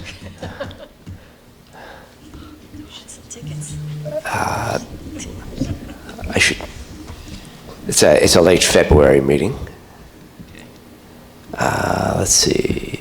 February 27th, Thursday, 27th at 6 p.m. will be the math redesign forum. It's going to be at the high school cafeteria, but I'm going to be blitzing social media, email, the whole 9 yards, getting the word out. Okay. Also, one more question about item number 11. We're so lucky that we have so many Mason Grove students on the list to assist with music at Irving and Marble. It's so exciting. Yeah. So I would love to know more about what, specific plans they have to engage the students. I don't know that they even know at this point, but it would be great to know more about that. But my question is, how do we get feedback from their classroom teachers about how they performed? And if we could put a little, asterisk about hiring at a school. Yeah, absolutely. That's a great point. So Thank you. we're blessed to have a liaison. Part of the deal with Graduate School of Education at Rutgers, since we're one of 5 school district community partners, is we're assigned a liaison, professor-level individual who comes to us. We see her probably once or twice a week, depending on her rotating schedule, because she has another school district to supervise. And she checks in with us. And at the end of the semester, she provides a brief on how things played out. In addition, I think I observe almost every single student teacher we have in the school district. Now, not these folks. These folks are considered phase 2 practicum students, so they're either observing or they're observing and being tasked by the teacher to help out, support. In the fall, phase 3 will involve probably half this number because it's a much more intensive experience of student teachers, and those are the people I observe. I'll tell you what, just the other day I had an orientation. I met with the incoming, these folks, the incoming practicum teachers. And Leora Bredowitz, who's one of our special ed teachers at Bartle, been with us, I think, for 4 years now, 3 or 4 years, was there because she's one of the mentors. And I called her out and I said she is probably the best student teacher who I had an opportunity to observe, hands down, probably in my leadership career. She was a score 4 on the Danielson rubric. She's an example of somebody we got out of Rutgers. We have a long-term sub right now, actually, from Rutgers, filling in and doing a wonderful job filling in for Miss Berlovell, who's on maternity leave. So we really, it's a good point. We do tap that population. Yeah, I know the liaison is there, and that's, obviously partially their job is to find placements for their students. I was talking more about our staff. If they're really impressed with someone in their classroom, does that come back to you? Does that go to the personnel committee? Is that somehow part of the communication? I don't have a structure like that to get that data from them, but I could easily remind myself to send an email at the end of the year and say, hey, can you give me some feedback? Yeah. I would do that at the end of the fall semester when I have my phase 3 people here. Okay, thank you. That'd be fantastic. That's another way we talk about broadening our recruitment pool. Just another way to make sure that we have all the information we need. I think we got a Spanish teacher coming in, correct, who is a student teacher. Yeah, she's a long-term sub for us now. A long-term sub, right. And that was partly because the main Spanish teacher, recommended Mr. her Campos, and had a chance to. But if she works out and she's willing, we would keep her in and slot her for the permanent position come fall. That's exciting. Yeah, it's a wonderful interview process to have your student teacher, it's really the ultimate interview. It really is, yeah. Yeah, thank you. Any other questions about curriculum? Just one quick one, Scott, on number 3 with the AP Physics and Mechanics. So the idea is to be adding that to the course guide? And so I guess the question is will the kids have the choice when they go to sign up for classes this coming year or next year of taking the regular AP Physics or the AP Physics 1C Mechanics? Is that like by choice, or do they No, it will appear on the program of study, and I'm looking at the draft right now, and it shows AP Physics. It will show, it's not showing it now, this course, a pending approval by the board to have us move forward. But it's slated for implementation next school year. So does that mean that everybody in that classroom will be focusing on mechanics more, or just those who are interested in the test? There'll be more of an emphasis on mechanics, and I'm going to read part of the document. For everyone, okay. There is a preliminary course outline. I'm not going to read the entire piece, but for the community's sake. Could I ask how we, so was the purpose of evolving to that because so many kids are taking the mechanics AP? More than 50% of the students this year, more than 50% of the students in 2019-2020 are focused on taking the mechanics exam. That's out of an enrollment of 18 students, so it's not a significant number. You're probably talking like 10 students out of 18, but that's the reason. And what Mr. Lassiter is suggesting is that the number of students taking the exam, mechanics, has increased over the years. So there's been a progression over time of interest. I guess I'm only concerned, I'm guessing that a large percentage of the 18 also take just AP Physics, right? They're taking the AP Physics exam. Besides the kids I mentioned to you. The actual AP Physics. I can tell you that in a second. Okay. We'll look up my enrollment. I just don't want to lose sight of, if those kids, let's say 15 or 16 are taking AP Physics, will they be less prepared for that test if they're doing more of the mechanics? I can give you some. I'll give you some. Maybe enrollment Chris is numbers. shaking. You have the answer to this. Well, I think the thing to keep in mind is AP Physics C is basically the same as AP Physics, but you do problems that involve calculus. So there's a different prerequisite for the AP Physics C course. So you have to have had calculus already. And a lot of kids are already doing that, even though we didn't really offer that in the past. They were just doing independent study to boost themselves up so where they could take the more advanced option on the AP exam. So would those kids be taking both of those classes then? I think it's only one class now, is that correct, Scott? We're replacing the old one with the AP Physics with the mechanics option, is how I understood it. I'm assuming so, but I'd want to follow up with you after I talk to Dr. Nicosia. So would that mean that a smaller pool of students will now be qualified to take the new AP Physics class? Well, no, because some of them have not taken calculus yet, and so they wouldn't be qualified for the new class? Well, we do, well, that's possible, though we do run, so we run 2 sections of AP Physics right now. Right. I'd have to, what I'm compelled to do is to find out whether we'll run 1 section of AP Physics 1 and 1 section of AP Physics plus mechanics. That would then give the kids who don't have the AP calculus, the calculus background, the opportunity to go into that other strand. Right. I read it as an option that you didn't have to have that prerequisite, and then you would take the slightly less rigorous version of the AP Physics exam if you did If you'd that. like, we can hold on approving the curriculum guide until February 10th, February 27th, whatever that next board meeting is, after I find out more. That sounds great. Yeah, thank I'll you. include my information in that follow-up email that'll encompass a lot of things. And right now, we still only offer AP Physics and Physics. There's no there's no honors physics. So, say once more. Right now, there's AP Physics. Right. And there's 2 physics. sections. Right, and there's a physics class, but there's no honors physics. Is that correct? Correct. Okay. And are those classes, are they cumulative? Do they cover the same material, but one in less depth, one in more depth? So you would only take one of those classes? Or is one sort of like a more advanced physics?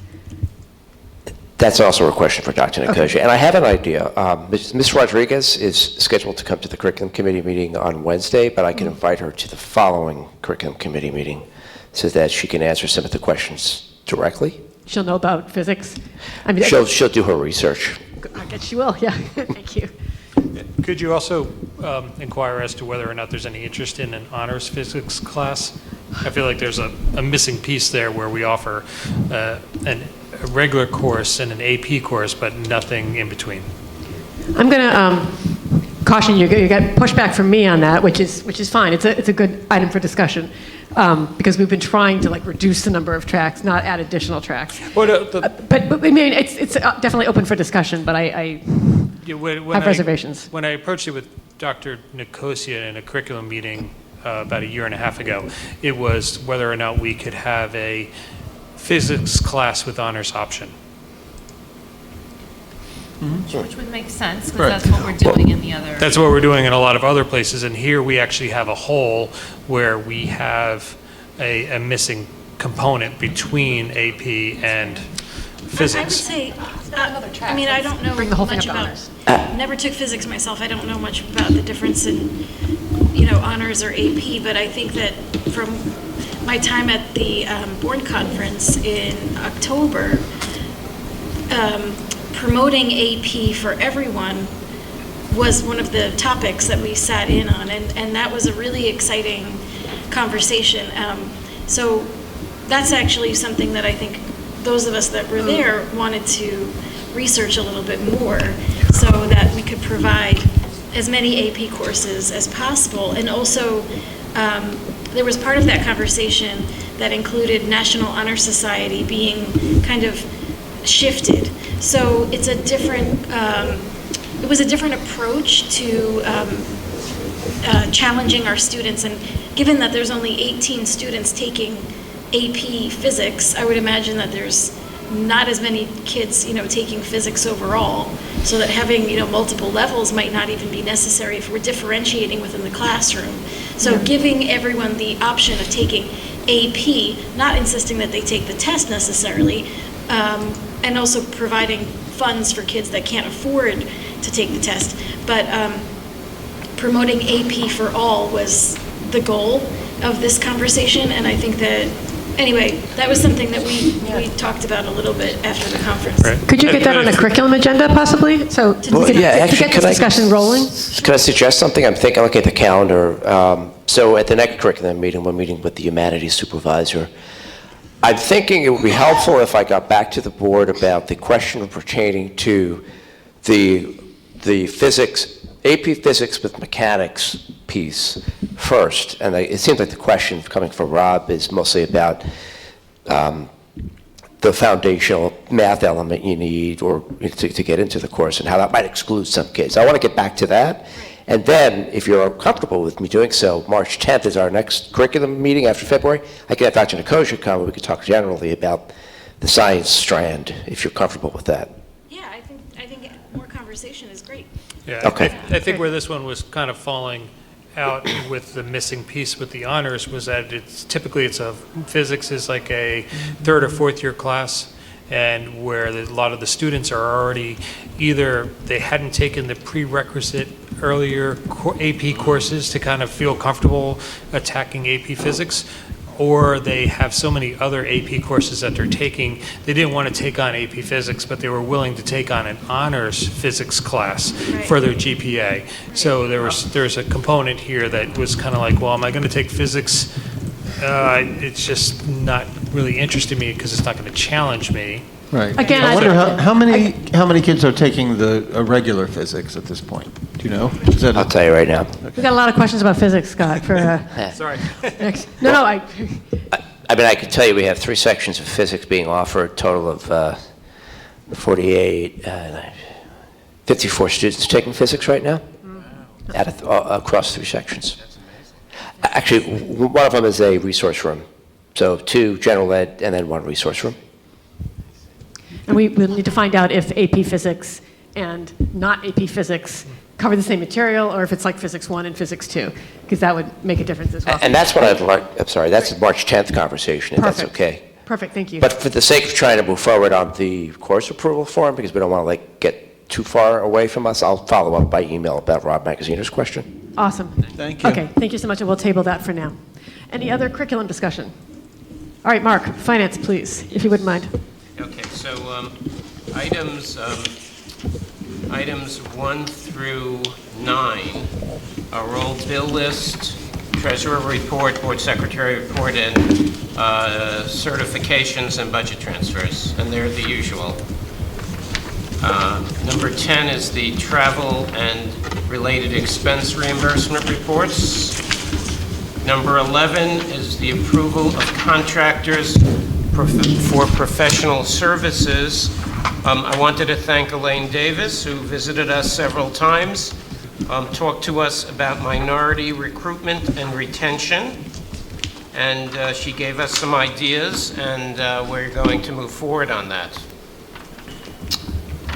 And then the other consultants are the usual groups that we use for these things: the education evaluation, speech and language therapy, handled with care, etc. The next to last one, I think, is a pass-through. So that's a pass-through to yeshiva. We're just moving the money through. And the last item is Matthew Ledden, who's the carpenter for the spring musical. Item 12 are 2 students who are getting bedside instruction, and that's the $50 per hour rate. And then, 2 more students, so there's 4 total, and the last 2 are at the $65 per hour rate.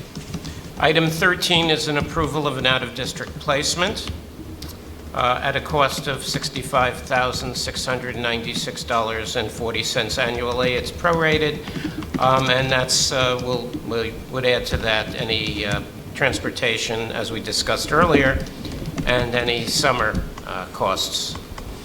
Item 14 is a settlement agreement for a student per our board attorney recommendation. Item 15, thank you. Windows. Item 15 is a contract addendum for Source for Teachers.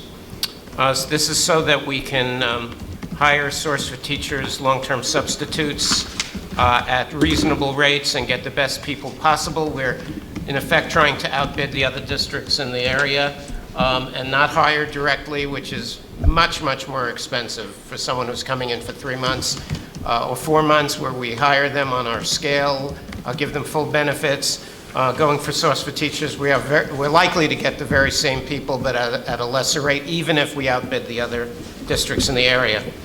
Item 16 is approval of a contract repair.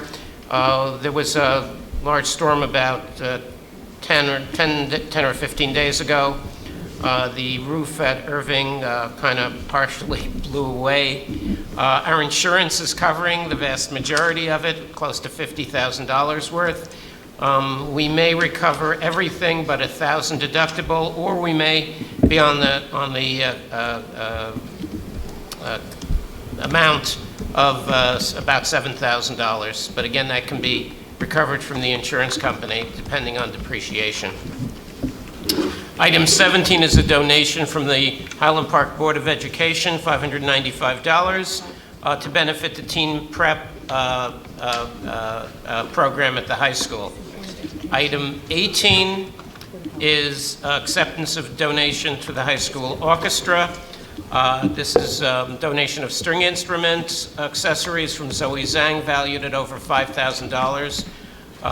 Thank you, Ms. Zhang. It is very appreciated.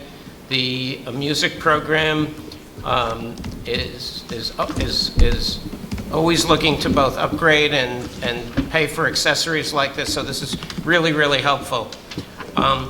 There's acceptance number 19 of a community grant from Walmart for $5,000. And there's it's a community grant, and then there's a second grant from Walmart for $2,000. I think they're both for our special education instructional programs. Item 21 is Highland Park Education Foundation grant of $2,395 to the Teen Center granted to Kim Holman. This is to take the Teen Center, some students through the Teen Center, to visit Washington for Black History Month field trip. Item 22 is a pass-through to this yeshiva of various equipment, and this is not coming out of our budget, but we have to approve it. Item 23 is the same for the Children's House Montessori for various security equipment. Item 24 is the approval of a one-year preschool program update and submission, which we do every year to the Department of Education. Item 25 is updates to our ESA grant funding to use money that we weren't able to spend in fiscal year 2019, and various amounts. And then the same in item 26, which is submission of the IDA grant amendment to carry over 2019 grant funds that we couldn't use and have additional amounts, which hopefully as much as possible we could spend. And we do this every year. And that's it.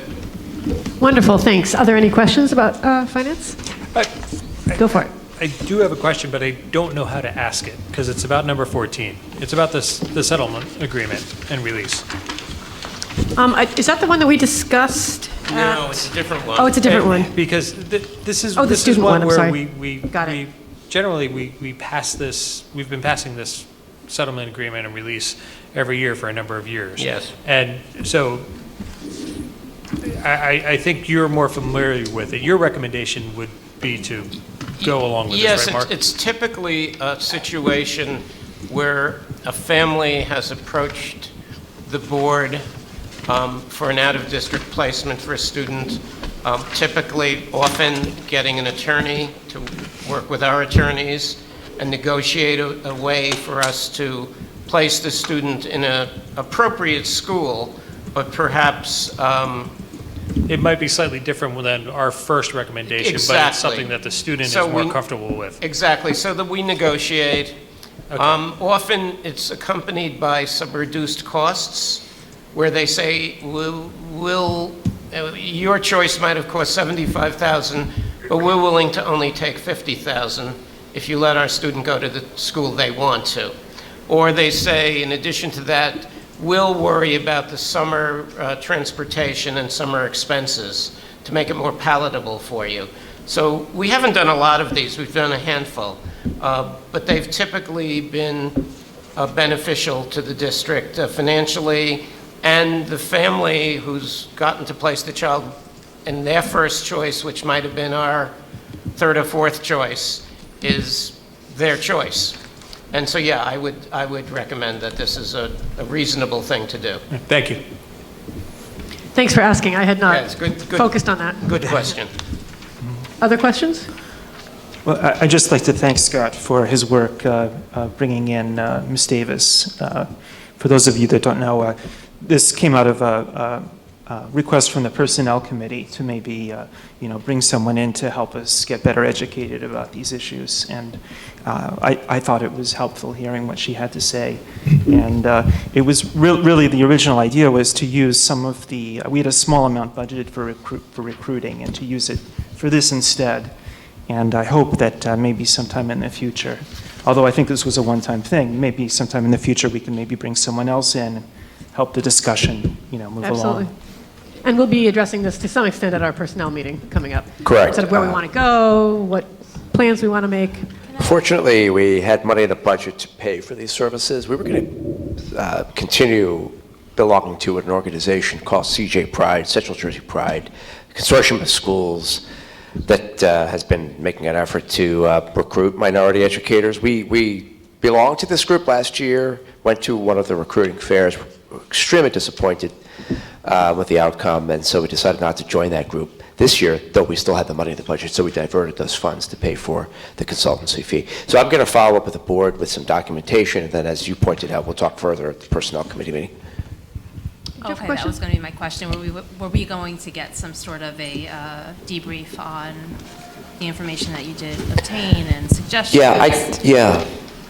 But maybe it would help if I planned a presentation to the board and the community at the next meeting. Sure, Talk yeah, about some of the and Scott plans. also is committed to sending the materials around. Chris Woodward pointed out that most of us aren't really aware what the recommendations were that Ms. Davis gave. So we're all going to have a chance to look at those, and I think a short presentation. It's mostly by committee that I've introduced some of the things, right, but so I'll bring it up to the full board. Okay. Yeah. I'll put it on my agenda for the next board meeting. Wonderful. Other questions about finance?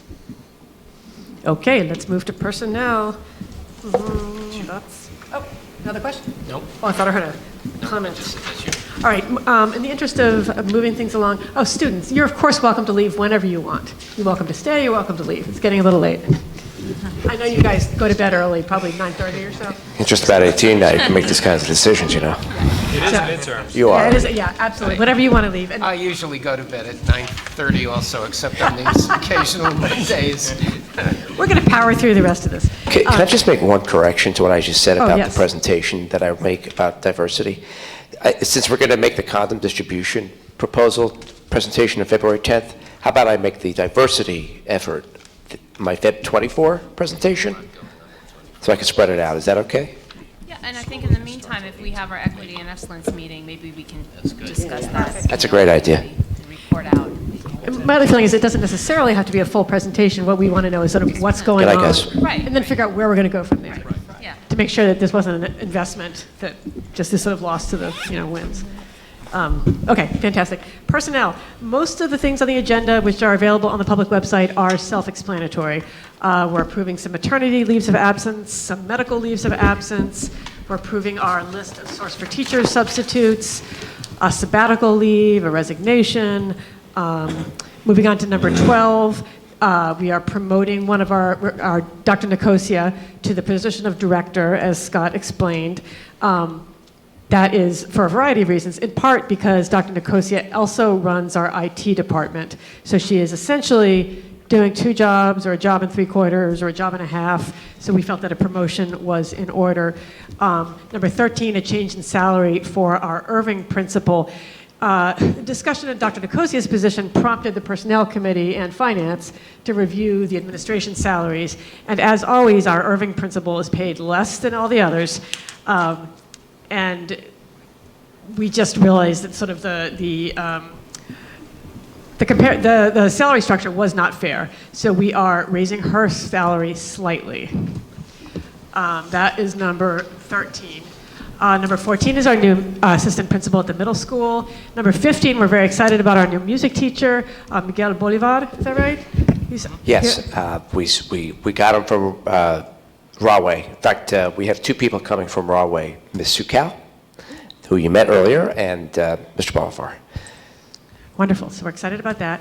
Some paraprofessional approvals. Number 20 is is it the student assistance coordinator? Substance. I thought it was actually not substance abuse.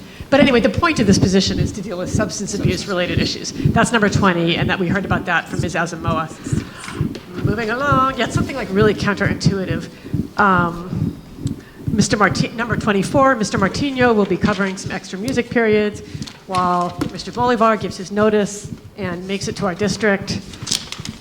Let's see, Camp Bernie's coming up, so some brave teachers will be accompanying the children to Camp Bernie. They'll be paid $85 a night, which in my opinion is far too little to live in a cabin with a million 10-year-olds. At least that was my husband's experience. Middle school night owl program. If you're in the middle school, you've heard a little bit about that. I'm going to circle back to that and ask Scott if he has any more information. Number 33, I'm also going to circle back to, that's the after-school SEL STEAM team at Irving. So let me get to the rest of this, and then I will ask, that is the rest of this. All right, so Scott, I had some questions about number 30 and number 33. Could you just tell us in a couple sentences what the middle school night owl program is and what the after-school SEL STEAM team at Irving Primary School is? Yes, so Thank you. we are going to use some of the Title I funds that we have available to provide evening workshops for parents and guardians that will be led mostly by some of the 52 middle school students who are trained to facilitate reactive circle talks. Restorative circle talk. So we're hoping we get a good turnout. As you can see, it'll be supervised by Ms. Luxa, who's our Dean of Restorative Practices, Ms. Paxton, who happens to be a social work intern, so this fits under her umbrella, and Ms. Andren, I believe because she volunteered and wants to be part of this process, which I'm very appreciative. Ms. Andren has done a wonderful job being all in. She's a brand new teacher. That's wonderful. But definitely taking to the kids. Thank you, Number Ms. 33.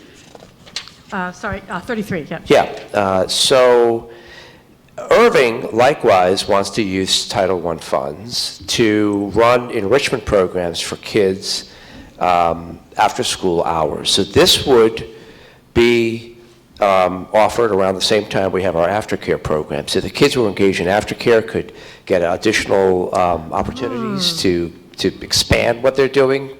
That's great. But we're going to open this up to the entire community as well. So SEL Steamteam, that means social emotional learning. and Yeah, then it's a mouthful. So what we're going It's a mouthful, yeah. we're going to be encouraging kids to improve their interpersonal skills, sense of empathy, relationships with other kids and other adults through academic-centered activities, fun games, but related to math, science. This but sounds that will focus absolutely on delightful. This is their wonderful. social emotional skills. Yeah. Thank you. Will you remind me, Scott, at this point, the whole district is not a Title I district, right? The Correct, middle we're school's not. Title I, and then the other schools can use Title I We funds. we thought we would be. We are not. We may be next year. Oh, let's hope. What that means for us is that we have to just put money in different places. We didn't lose any programs.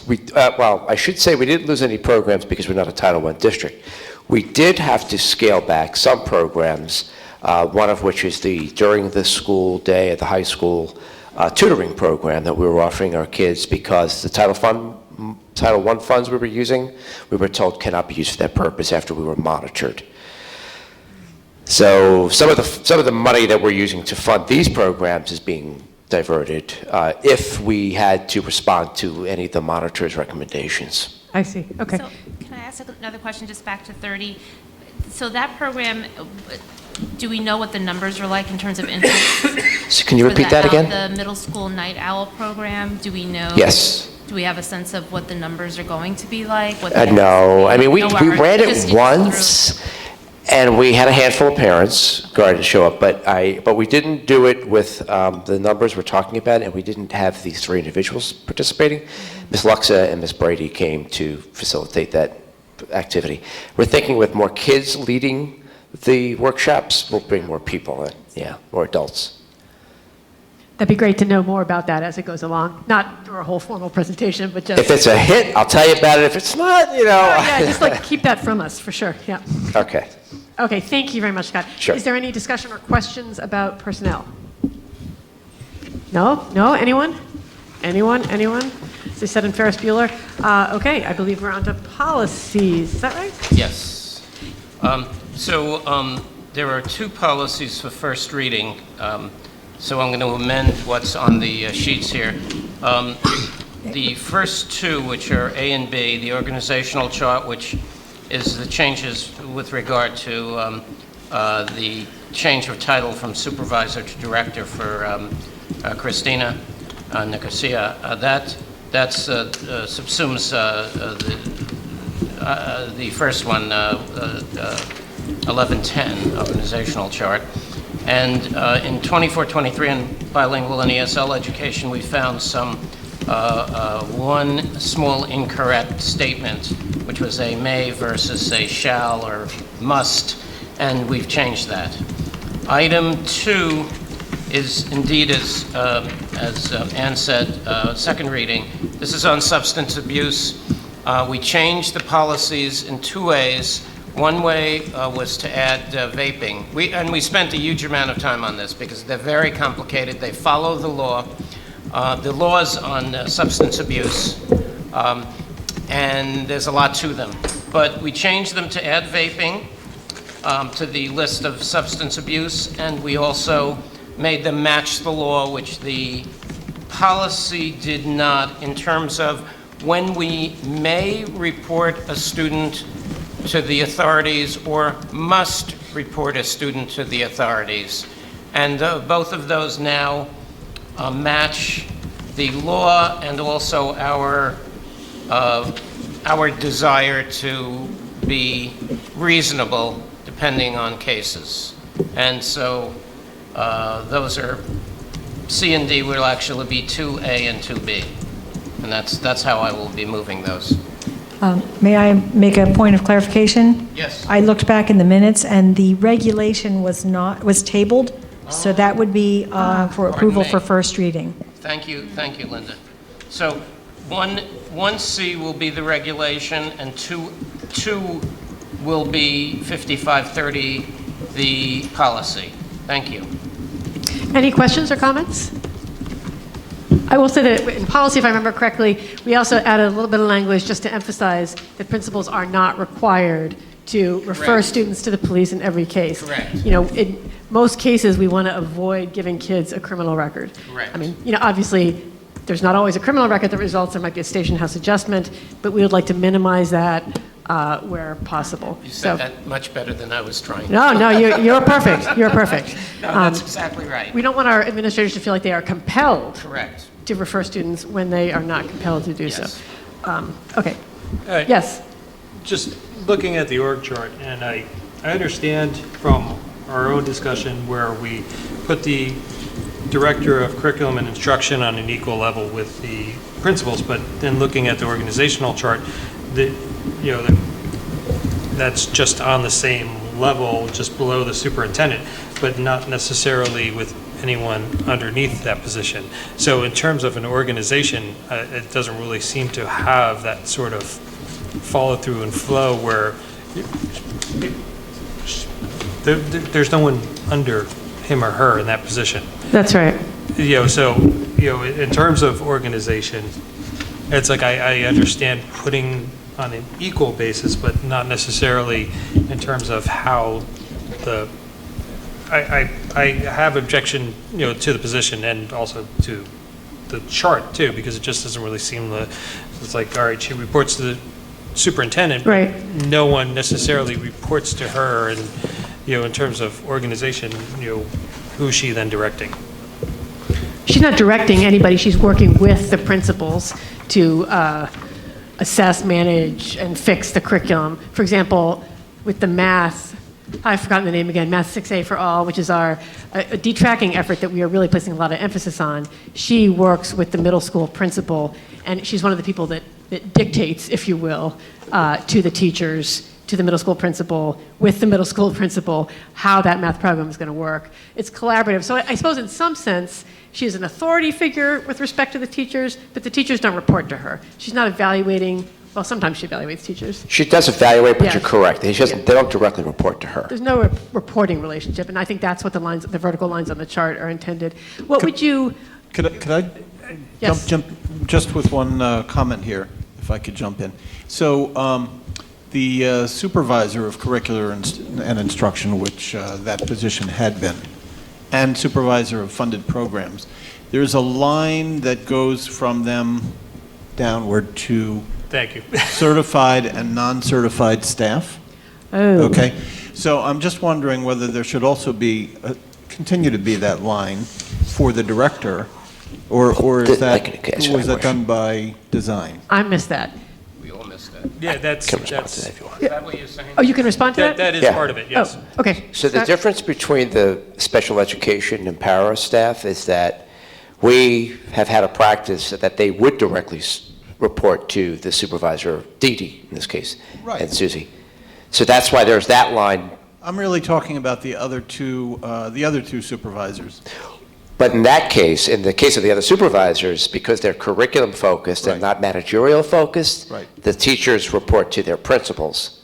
Correct, but we have a box on the bottom that says certified and non-certified staff. Yeah, she's just kind of floating out there where there's. I'm just saying. This version of it, I'm sorry. Those folks. Oh, I see what you're saying. So maybe we somehow break out Dee Dee and... It looks like that person also used to have probably a line to certified and non-certified staff, and I think what Rob is saying, probably that person should still have a line. And that may be a dotted line. I don't even know actually what that reporting entails. Yeah, because Three should have a dotted line. I understand, Mark's conversation with me about, her position is that, she's still she's taken on a lot more than what she originally came to this district to do. Right. But she still has those STEM responsibilities, and she's added other responsibilities, which has brought her up to an equivalent of a director's level.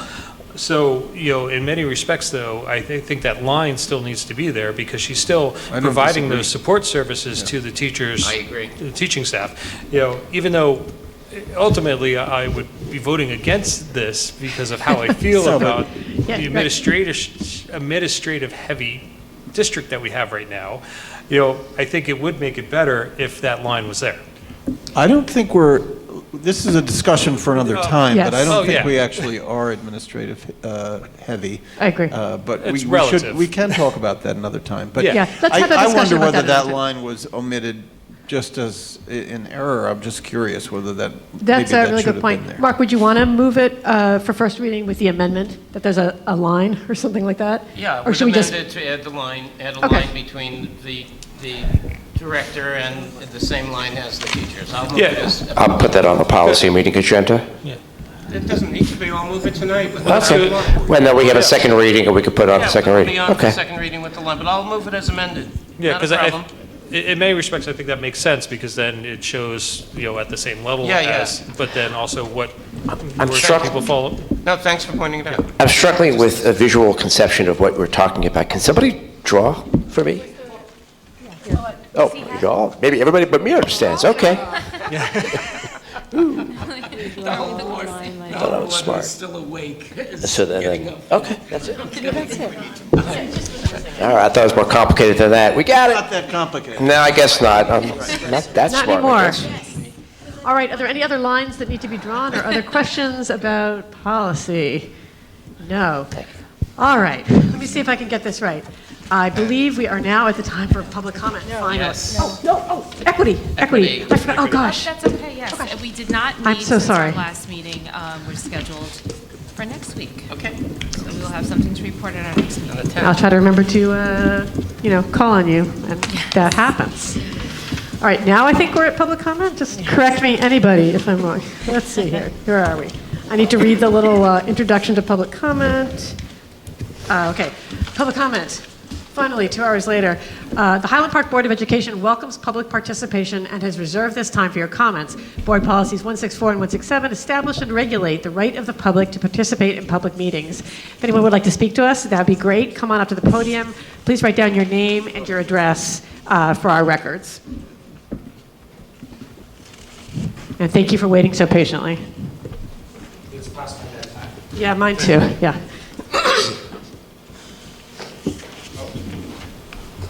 There's a Oh, I absence of a forgot pen. the pen. Here. A pen is coming. He's got him a pen? Okay. I had to take it out of my pocket. I forgot. It's because somebody stole it last time when I opened the box.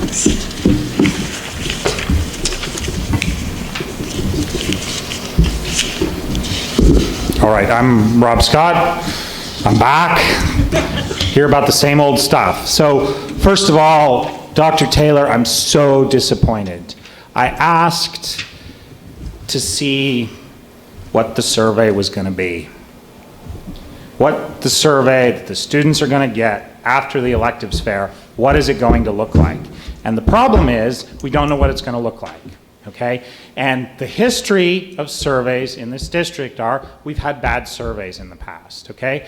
Everyone who's done any reading about surveys knows that depending on what the survey is, you can determine the outcome. The curriculum is complicated, and I think the public, the students, and the board, and everyone gets a chance to see what this survey is going to look like before it is done. And I was here, I spoke, I thought it was the most plain vanilla, simple thing to ask for of just, hey, what's the survey going to look like, okay? What constitutes an elective? What are the students going to be asked, and how is that going to work? And the reason I think this is really important because the thing that I'd originally suggested a long time ago was just a straight up process where the students did the normal fill in what courses they want in total, and that data was collected, and that got changed to a survey. And what the survey really is, I don't know, I've been calling it the curriculum election, okay? And that's what it will be. It will be a chance for students to indicate and signal what they want. And depending on how the survey is done, things can be pitted against each other or not, and the survey can dictate the results. So I think it's really, really important that the community gets to see what that survey looks like before we ask the students to do it, okay? This is an opportunity to empower the students upcoming 8th graders who are rising freshmen and other high school students to have a chance to say what they want. And I think we're owed a fair survey, and we're owed a look at it in advance. So I'm kind of disappointed that that hasn't happened. I'm also disappointed because at the last meeting, I said I'd volunteered to be on the scheduling committee about the middle school scheduling debacle. The scheduling committee has not met. No meeting has been scheduled. Nothing has happened. And really, it's tick, tick, tick. Time is moving along, and this was a serious issue. The problem with band, music, and orchestra in the middle school was not a trivial problem, okay? My 7th grader has had much, much less out of her band year than my other kids did. And I think this is something that we really need to deal with, and so I'm disappointed that that meeting of stakeholders hasn't been scheduled, that we haven't moved forward with it. So I really would like Dr. Taylor, the administration, to show the board, show the public what that survey is going to look like, and give people a chance to go over it and say, like, is this a fair instrument? I'm also here because to solve the scheduling problems, to solve the issues that have come up with the music program and the arts, and to solve an issue which is all revealed, which is that the middle school is understaffed. Okay, so when I came with a proposal, hey, just do what we did before and have an independent study, we learned about the $300,000 study hall. And we learned that really what's going on with the OWL program is this is because they're 20-minute periods, teachers can sit in the room and we don't have to pay them, and then we have those teachers available to do duty periods, to do things like cafeteria duty and so forth. And what we were told is if teachers had to monitor study halls, which are longer, we don't have enough teachers, so we would have to pay them 6 periods, and this was going to end up being a $300,000 study hall. So we need a cost-effective way to staff the middle school better.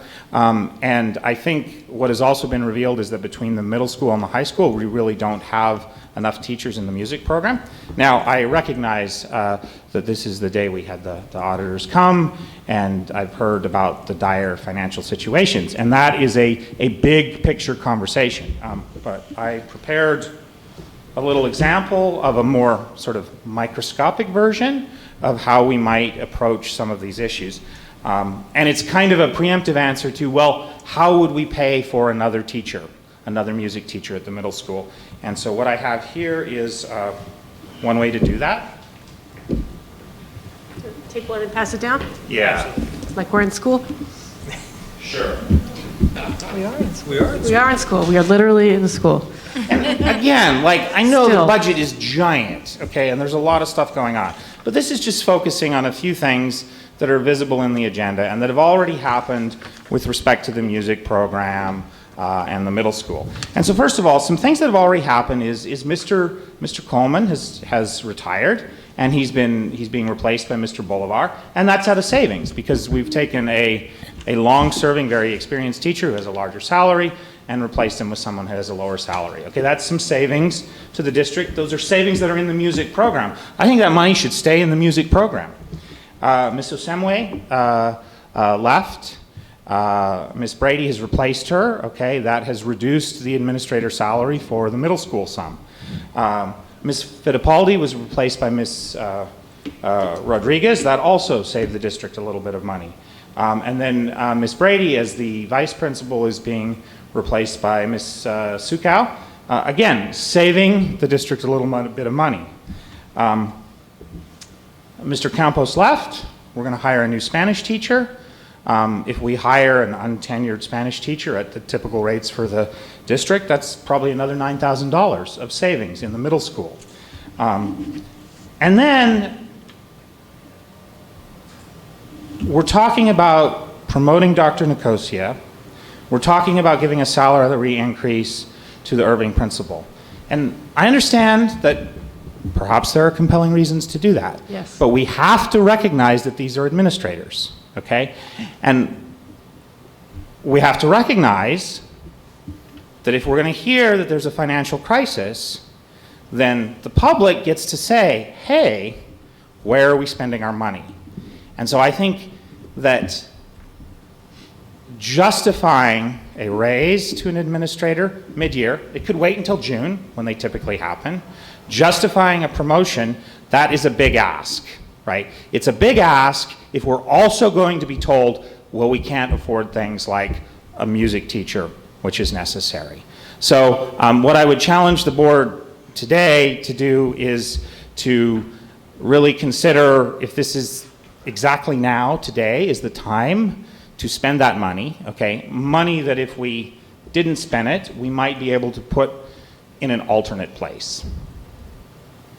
And I think this logic of priorities and where we're going to spend our money, if we're going to have a budget crisis, is going to become a more and more common discussion, okay? We'll need to have a discussion.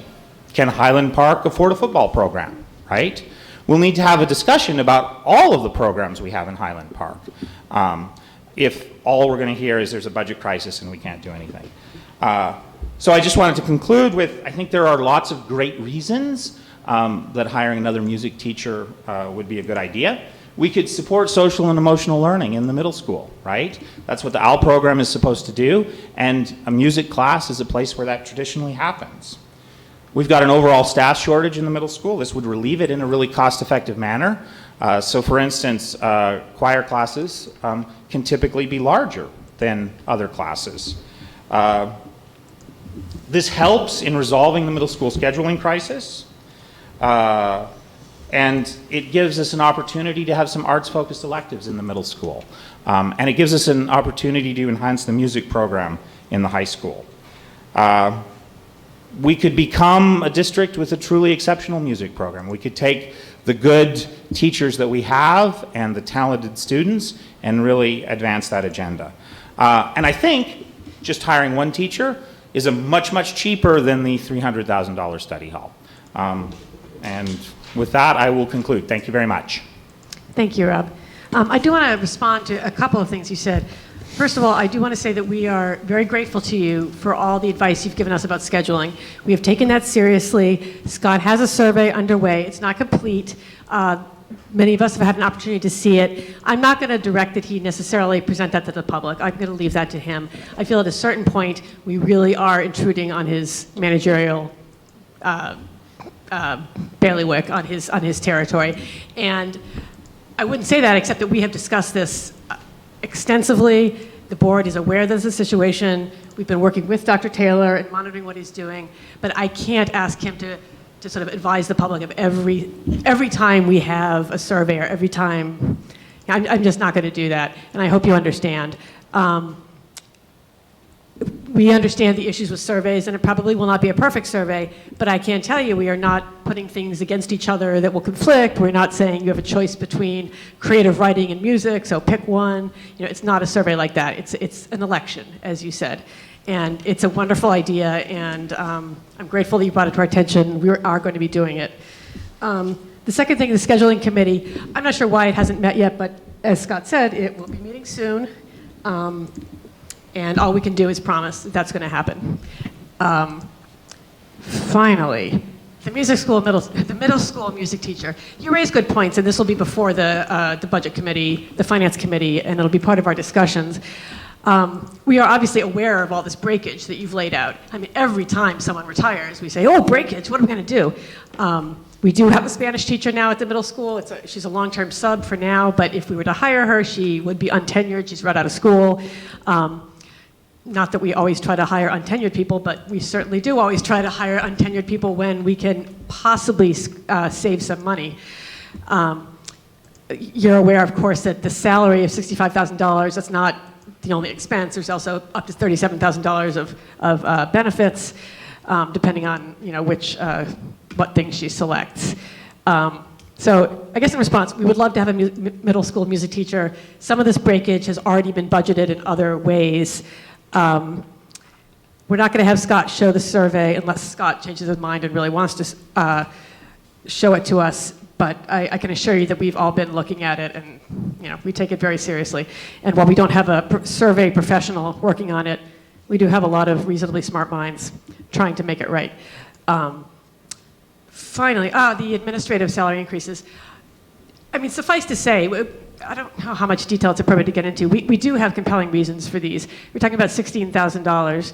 Our elementary school principal is underpaid compared to other districts. Our primary school district, our primary school principal is underpaid compared to other districts.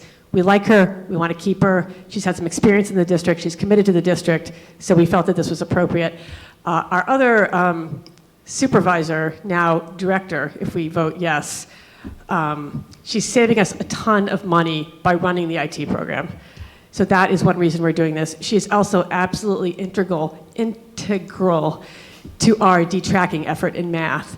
This board places a really high priority on moving toward detracking because we have an impossible opportunity gap in our district. When you look at different ethnic groups, low income, high income, and we're committed to trying to address that, and detracking is one way, and it requires an incredible amount of work.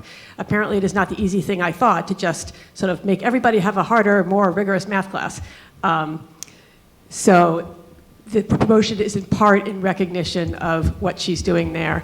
We hear you. We're not trying to make this an administrative heavy school, but people will differ on whether the $16,000 is appropriate. Do we have any other public commenters? Yes, thank you so much. If you could just give us your name and your address after you get up there.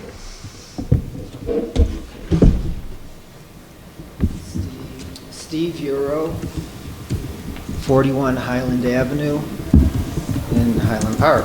Thank you for being here and for wading through hours of auditor reports. Thank you for all your hard work. Me and my wife, we've been here for about 15 years almost, and I have 3. Excuse me, sir, could you make sure you're speaking to the mic? Oh. Thank you. Maybe it could be lifted up a little bit, I don't know. Okay. It's never at the right height. Okay. Perfect.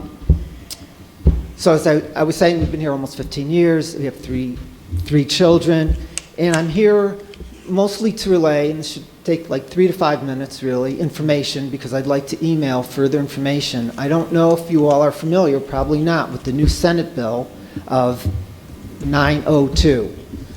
Earlier in Trenton this month, there was a bill to be introduced to remove the religious exemption.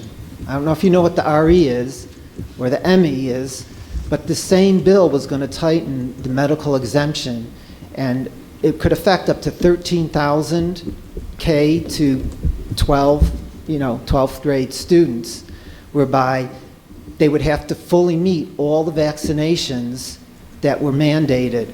I have information here that you could see. So if you're looking at, you have financial problems stemming from these health problems and special education, some of the teachers who have been around for a while have seen a great increase in this. One of the funny stories is, if there was a child who had the hepatitis B disease, they would be allowed in school. But if they wouldn't be allowed? I'm not sure. I don't know how that works. I don't want to say yes. There was a religious exception. No. If they actually had active hepatitis B, would they be allowed at school? Yeah, I'm not qualified to answer that question. I would probably confer with my It's personal nurse. information, so you wouldn't even know if they had that. Right. It depends. If they were symptomatic in some way. If they don't have it and weren't vaccinated, then they wouldn't be allowed in school. They need the religious exemption.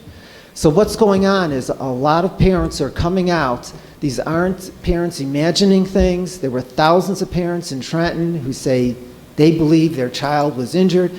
The problem really now is that along with this bill, they're sneaking in a tightening of the medical exemption, where you can't, even if 1 or 2 of your children were injured, a 3rd child would not be allowed to come to school. And that's why I need to send you, I only have 4 copies with me, but I can email the rest. It's just unbelievable. And a lot of the school boards, a lot of the teachers don't know the details. Senator Sweeney didn't even know when he said there are no fetal cells in vaccines. That's wrong. He's wrong about a lot of stuff, and this needs to come under more scrutiny, because when I was growing up, when some of you were growing up, we got a few vaccines.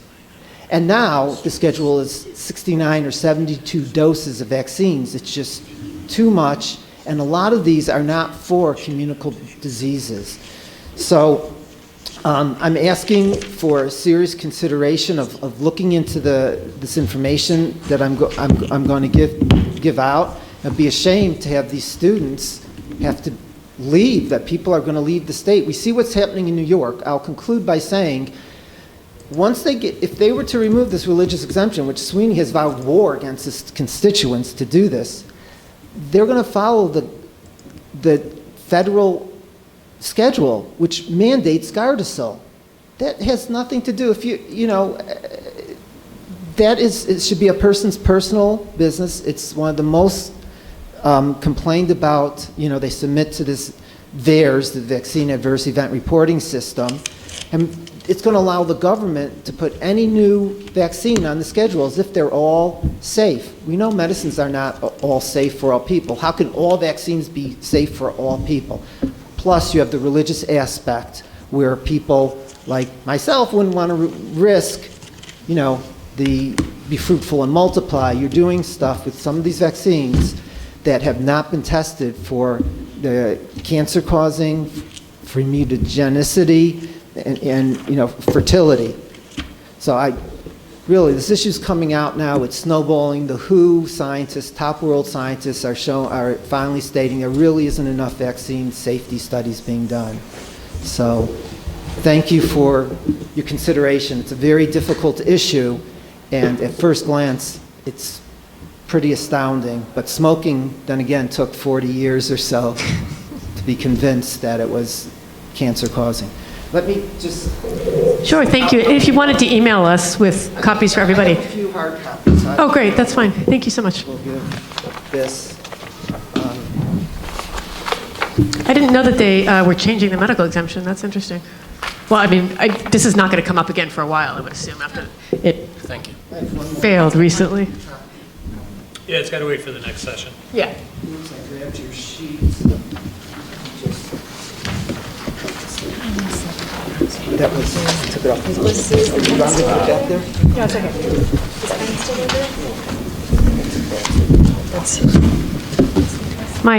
My sort of very rudimentary understanding is that we don't have a lot of discretion.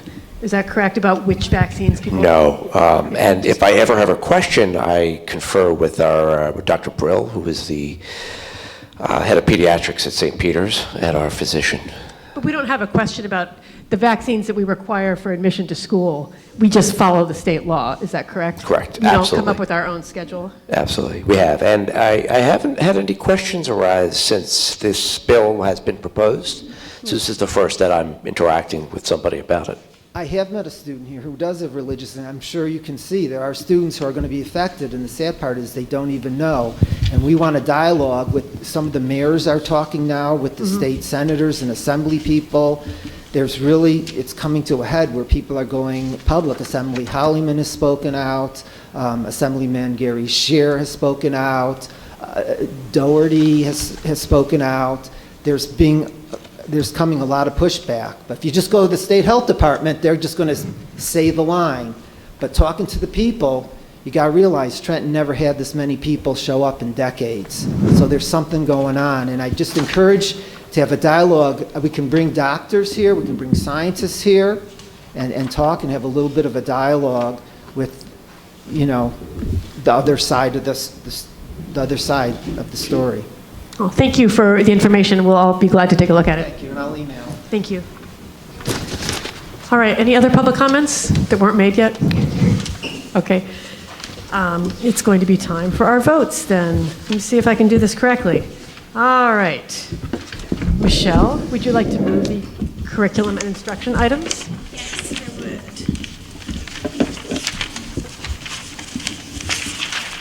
Okay, so I believe that we are tabling a portion of number 3, the physics course. Yes. Okay, so I would like to move items 1 through 11, and table a portion of item number 3 regarding the high school AP Physics course with 1C Mechanics. Second. Oh, sorry, I was supposed to ask, is there a second? Is there any discussion, any questions? Really quick note, number 3, it says approval of a course for the high school, and it would be approval of a course for the middle school. Right, but we're only just tabling the portion that applies to the high school. The title of the item is incorrect. The title of the item is approval of a course for the high school, and it should be approval. How about if we just of a course strike for the words high school They'll type out. from the title? Yeah, we can do that. We can strike the words high school. Okay. Any other discussion? Could we have a roll call, please, Linda? Ms. Byer? I'm sorry, Ms. Coleman? Yes. Ms. Gowan? Yes. Mr. Krieger? Yes. Mr. Magaziner? Yes. Ms. McFadden Dina-Cola? Yes. Mr. Roslevich? No on 5 and yes on the remainder? Mr. Woodward? Yes. Okay, Finance and Facilities. Mark, would you like to move the items? Yeah, I'll move items 1 through 26. Is there a second? Second. Discussion?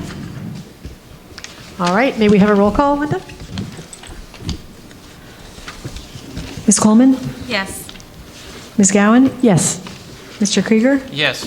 Mr. Magaziner? Yes. Ms. McFadden Dina-Cola? Yes. Mr. Roslevich? Yes. Mr. Woodward? Yes. Okay, it's time for personnel. I would like to move items 1 through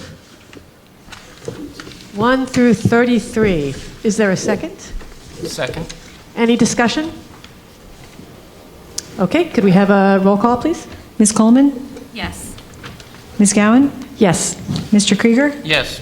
Mr. Magaziner? So I'll abstain from 33, and yes on the rest. Ms. McFadden Dina-Cola? Yes. Mr. Roslevich? No on 11, 12, and 13, and yes on the remainder. Mr. Woodward? Yes. All right, Mark, policy. Would you like to move those items? Yes, so I'm going to move for first reading numbers, number A, 1A, which is 1110, B, which is 2423, and C, which is Regulation 5530, substance abuse. And I'm also going to move item 2 for second reading, number 5530, substance abuse, and that's the policy. Excuse me? Yes. There is no number 2. I'm going to make a mine. new 2. Can I? Okay. I'm sorry. For clarification purposes, on current agenda, 1A, B, A, and D will be remaining under number 1. Yes. And item C will go to number 2. Yes, thank you. Okay. Is there a second? Second. And discussion? Oh, sorry. I'm sorry, but... Sorry, with an amendment, items A, 1110 organization chart, as amended with a line between the director and the staff as proposed by Mr. Roslevich. As drawn by Ms. Hofla earlier today. Is there a second to the amended motion? Second. Wonderful. Discussion? Questions? All right, could we have a roll call, please? Ms. Coleman? Yes. Ms. Gowan? Yes. Mr. Krieger? Yes. Mr. Magaziner? Yes. Ms. McFadden Dina-Cola? Yes. Mr. Roslevich? Yes. Mr. Woodward? Yes. Okay, no equity and excellence items, but I did remember to discuss it. Okay, board liaison reports. Let's power through these. Municipal Drug and Alcohol Alliance. Do you have anything to share with us? No, they haven't met. Mark, Bureau. No, nothing on public info, EC, television, or M, or M. Okay. Let's see if I can get all these. D, the Ed Foundation. Mr. Yeah, Magaziner. I can't add anything to what we've discussed. Okay, great. We're very grateful for the, I think, were there 2 donations? Did it just There one was this time? there was a donation that has to do with the trip for Black History Month to Oh, Washington, Black History D.C. Month, right. And without knowing for certain, I'm guessing that they are helping to subsidize the transportation down there. They are. Yeah. Thank you to the Ed Foundation for that. E, Commission for Universal Access. Chris, has there been a meeting that's not on a board meeting night or agenda minutes? No. Okay. We need to talk to, to Tara about getting us at least the minutes. F, Public Library, does Ms. They're meeting Rodriguez? tonight. Michelle Rodriguez is repping us. Wonderful, that's great to hear. Shared services, nothing going on. CPAC, Monique, has anything happened? No, I understand they have a meeting next week, I believe. It's the Monday or the Tuesday, and so I will connect with Ruth. I do plan to attend either way. Wonderful. So. That's Is great. that the meeting you're going to be? Yeah, so next Wednesday night, 7 p.m. Wednesday, At the community center, people, not here. Oh, the Anybody community center. interested? I'll be speaking. Susie will be there. Wonderful. So I have that in my calendar. Parents of students of color, Monique. Nothing to update you on at this point. No Okay. meetings. Human Relations, I think I had a couple of things. They canceled their meeting, I think it was this month. They had a phone call, which I was not on. But once I get minutes, if any, I will share them. 2 seconds, please. I wrote down some notes. What were they? Can't find them. Here we go. Sorry. We're moments away from hearing what the Human Relations Commission wanted to tell us. Okay. All right.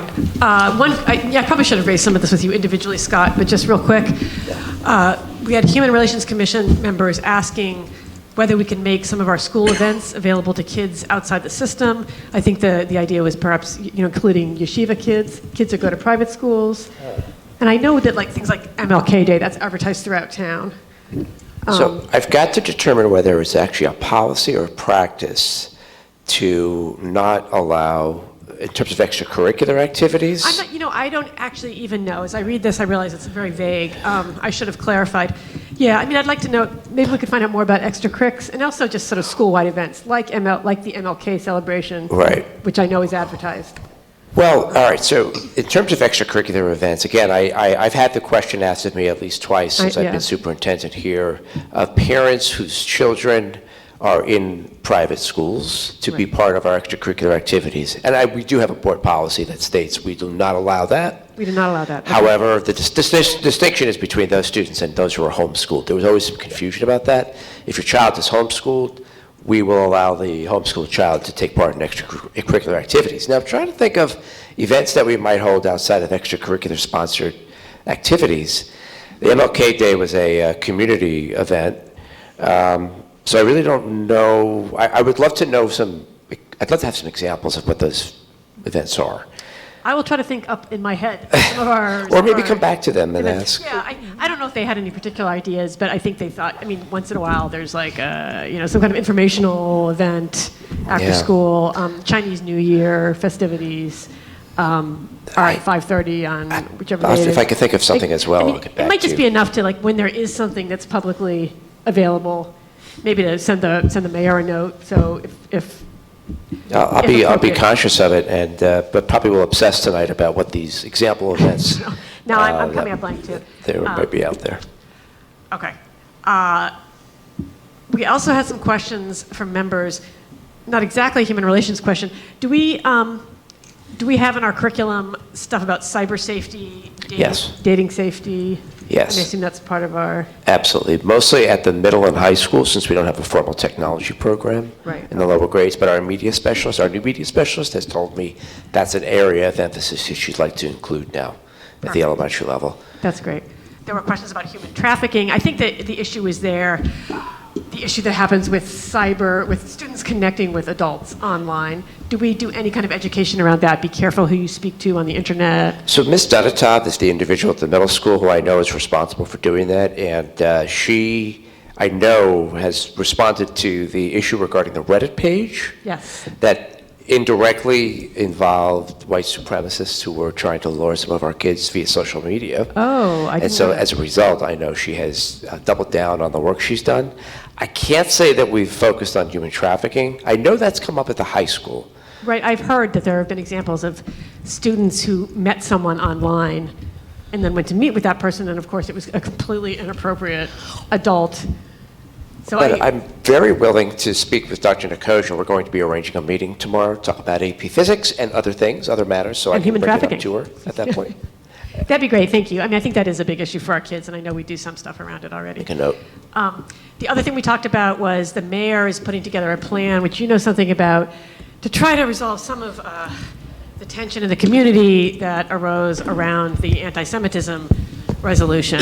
There's going to be some community events to hopefully, the idea is to try to get people to meet one another who might not normally come into contact socially. I assume this means in part it's going to be some Orthodox families and some non-Orthodox families, just so the community can sort of understand what the concerns were, so even people who thought the resolution was a terrible idea can sort of understand where some of our Orthodox community members are coming from, why they take Israel seriously, why it's a sacred place for them, potentially.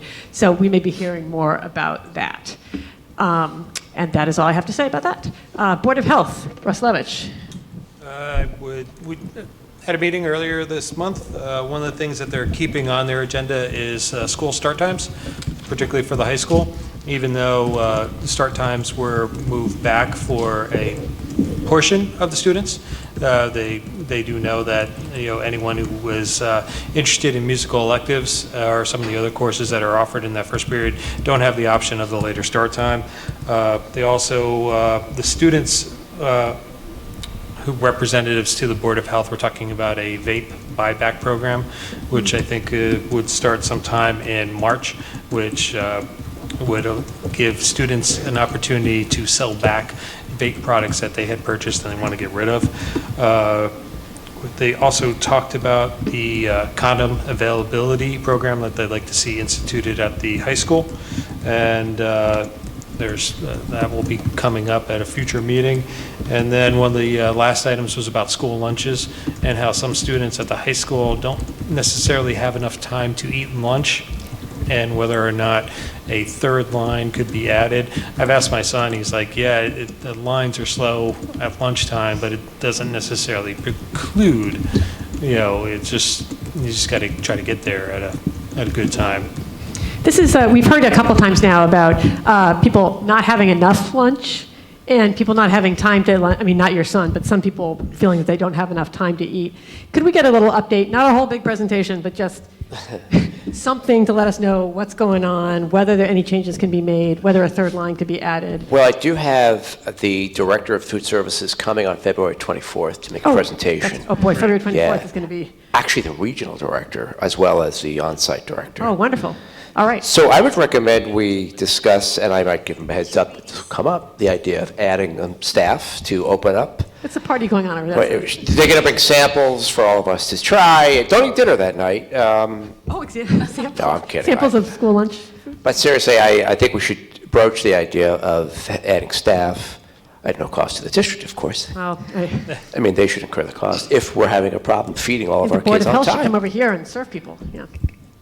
So can I just ask Rob, were the student representatives on the health committee also share the opinion that the current situation is not needs to be changed? No, for the early start times, because our student representatives spoke very forcefully about the positive nature of the current system. They felt like it was, if I remember, one of them was like it was unfair. It was choosing between the option of sleeping late or choosing between the option of taking an orchestra or music class, and where while they appreciate not having to have a pullout to go to their music class and miss some other instructional thing, they felt like it was undervalued, where they always have to come in early. Whereas if it was a combination of a rotating schedule with the math classes or music classes at different times during the day, and then the first period with rotation, then it's like it could be spread across the entire student body, where there's a day when they don't have to come in early, and then they could still have their music classes at different times of the day. Where right now it's just like, all right, I have to choose between sleeping in or music course, and which is more important to me, or which seems more important to me. So it was favorable, but at the same time, I think the students thought that there was an equity issue, and the Board of Health thought there was continuing equity issue with the start times, because the students who were bused to the school district don't benefit from the late start time. Oh, I unless did they not can- know that, actually. Of course, that makes sense. You're not going to have two buses, one for the music students. We knew we were getting into that a couple of years Yeah, ago, but we didn't know any way around it. Well, we started in the right direction, and that frequently leaves inequities. I have tasked Mr. Lassiter to explore the option of trying to make music part of the school day. Yeah. I hate to think of like, boy, people having to remember like Wednesday I come in early, Thursday I don't. But, maybe that cost is a better one for us to bear than the cost of music students always coming in early. And let me just follow up what I said, though. I mean, not just music, but all the courses currently offered, A period, electives, music, visual arts, put them somewhere in the middle of the day. So we're exploring that. Just keep in mind that both the middle and the high school schedules are not usually wrapped up completely until April, May. We are accelerating our work for various reasons, most importantly to make sure that our budget accommodates any needs we have. If we can do that. Yeah, right, that's what we're hoping. So maybe I'll have that, I'll have a follow-up to you about what their concerns are regarding where music and visual arts and all place as soon as March. Don't quote me, but I'm thinking we're on an accelerator rate that could lead to that timeline. Yeah, I think, part of the discussion was whether or not the late start times still could be explored in terms of, like any, and then also just monitored in terms of any changes to the high school schedule based on looking at the survey results, looking at how the district could better schedule across the board based on the budget for next year. All right, yeah, if you can make that part of the conversation with Mr. Lassiter and get back to Rob, I guess that'd be great. Thank you. Thank you, Rob. Thank you, Scott. Nothing. Delegate to New Jersey School Boards, that's Darcy. I feel like with Darcy gone, I have dropped the ball in terms of like encouraging us to do any kind of advocacy or lobbying, and Lord knows there's a lot we can do. So if anybody has ideas about that, please let me know. I'll try to be more proactive, but Darcy was better at that for sure. Middlesex County School Boards. Michelle, there was a meeting at some point recently, wasn't there? The Middlesex County School Boards? I didn't get any notice of it. So well, that's not helpful. No, and I apologize for not seeking it out either. So I'll get back to everyone by next week. That would be wonderful. We have 2 weeks now, right? I think the meeting's in 2 weeks. Yeah. 2 weeks. No, I just want to make sure I was correct about that. Yeah. Are you on whatever email list you're supposed to be on, where they send you the stuff? Maybe you should check into that. Yeah, I think we do get that information. Oh, we all get it? Okay. You get so many emails. I also have the national school boards that I try and keep up, so yes, it's a lot. I will absolutely pick that back up. Thank you. Awesome, wonderful. And if I should say, if anybody on the board is going through a time, thank you so much for coming, sir.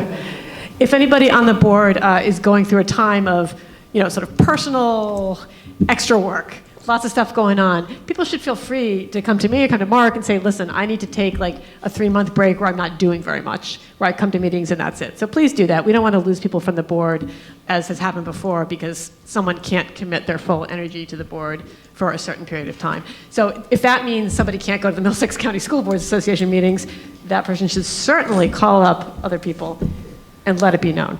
And that goes for everybody here. Okay. Thanks. Yeah, please, everybody. If someone's like trying to get tenure or looking for a new job or, going through a family situation. Scott, could we just ask Susan to put back in the liaison to the Commission on Refugee Affairs? It just got dropped off this agenda. It was on, I think, one of the last ones. Yeah, it's just a typo. And then, so it had been set up as liaison to Commission on Refugee Affairs, rotation of board members. I'm just copied from a previous agenda, and liaison to Equity Commission to be determined. Just like that. So, yeah, something like that. I think she probably has it in a different document or something. Okay, I'll go ahead and show the light. Yeah, there you go. What was the last one? Liaison to what? Equity Commission. That's a TBA. We still have not heard back from them. I've been trying to make some progress there, reaching out to them. But I'm hopeful that at some point in fullness of the year, we will wind up having a liaison. Commission on Refugee Affairs, Immigrant and Refugee Affairs. Oh, Scott, you know what? I wrote it wrong. It's actually liaison to Commission on Immigrant and Refugee Affairs. I don't know where I got that. QUIRA. like a choir rug. Immigration. And so the next meeting is on February 3rd. And I think, Michelle, did we have you and somebody else rotating for this month? Yeah. Who was the other person? I think it might have been Ruth. Might have been Ruth. Are you able to go on February 3rd? Do you think it sounds like maybe that this is not the best time to have you assigned to multiple meetings? Yeah, no, let me just really quickly check. It's in the evening at Borough Hall. I think it should be fine. Okay. February 3rd is a Monday. Yes, I can go.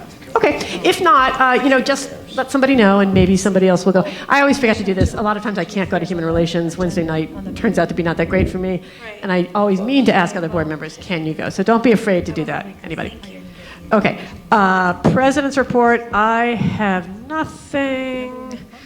Old business. Oh, yeah, it's 10:15. Does anybody have any old business? I had a couple of quick requests, but you know what?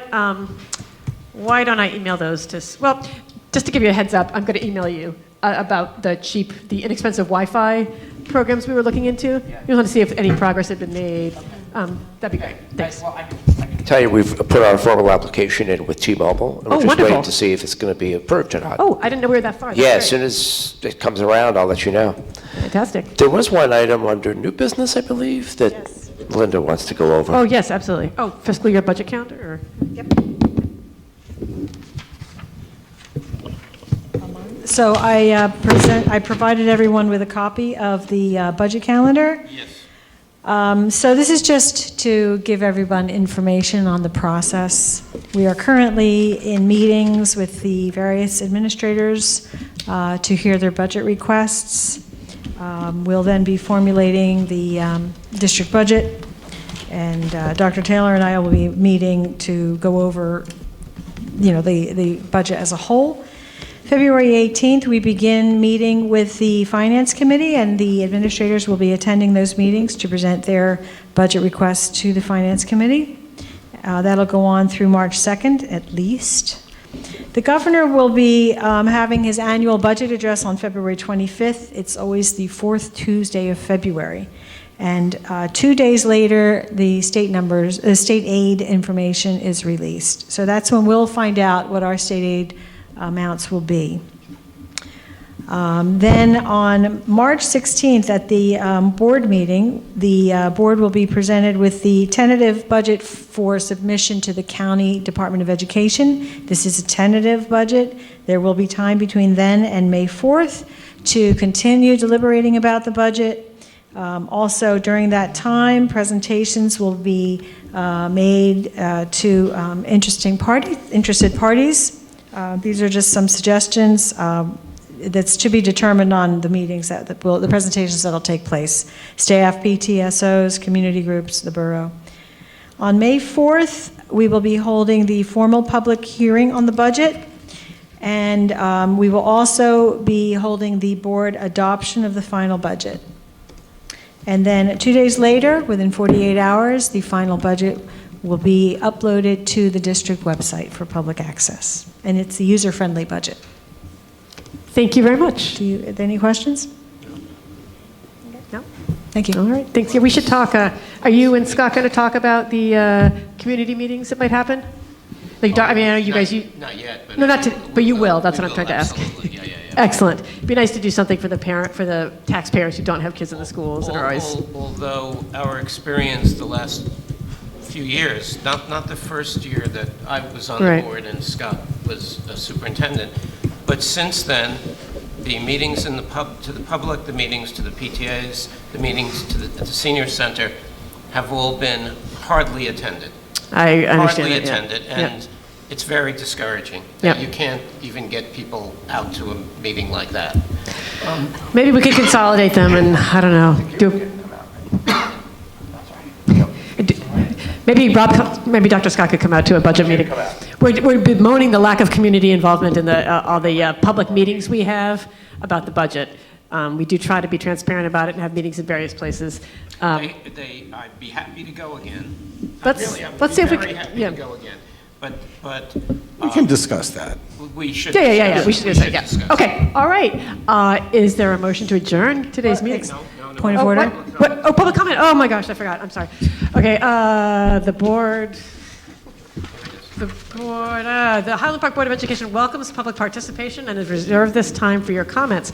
Board policies 164 and 167 establish and regulate the right of the public to participate in public meetings. Are there public comments? Excellent. Thank you, Dr. Scott.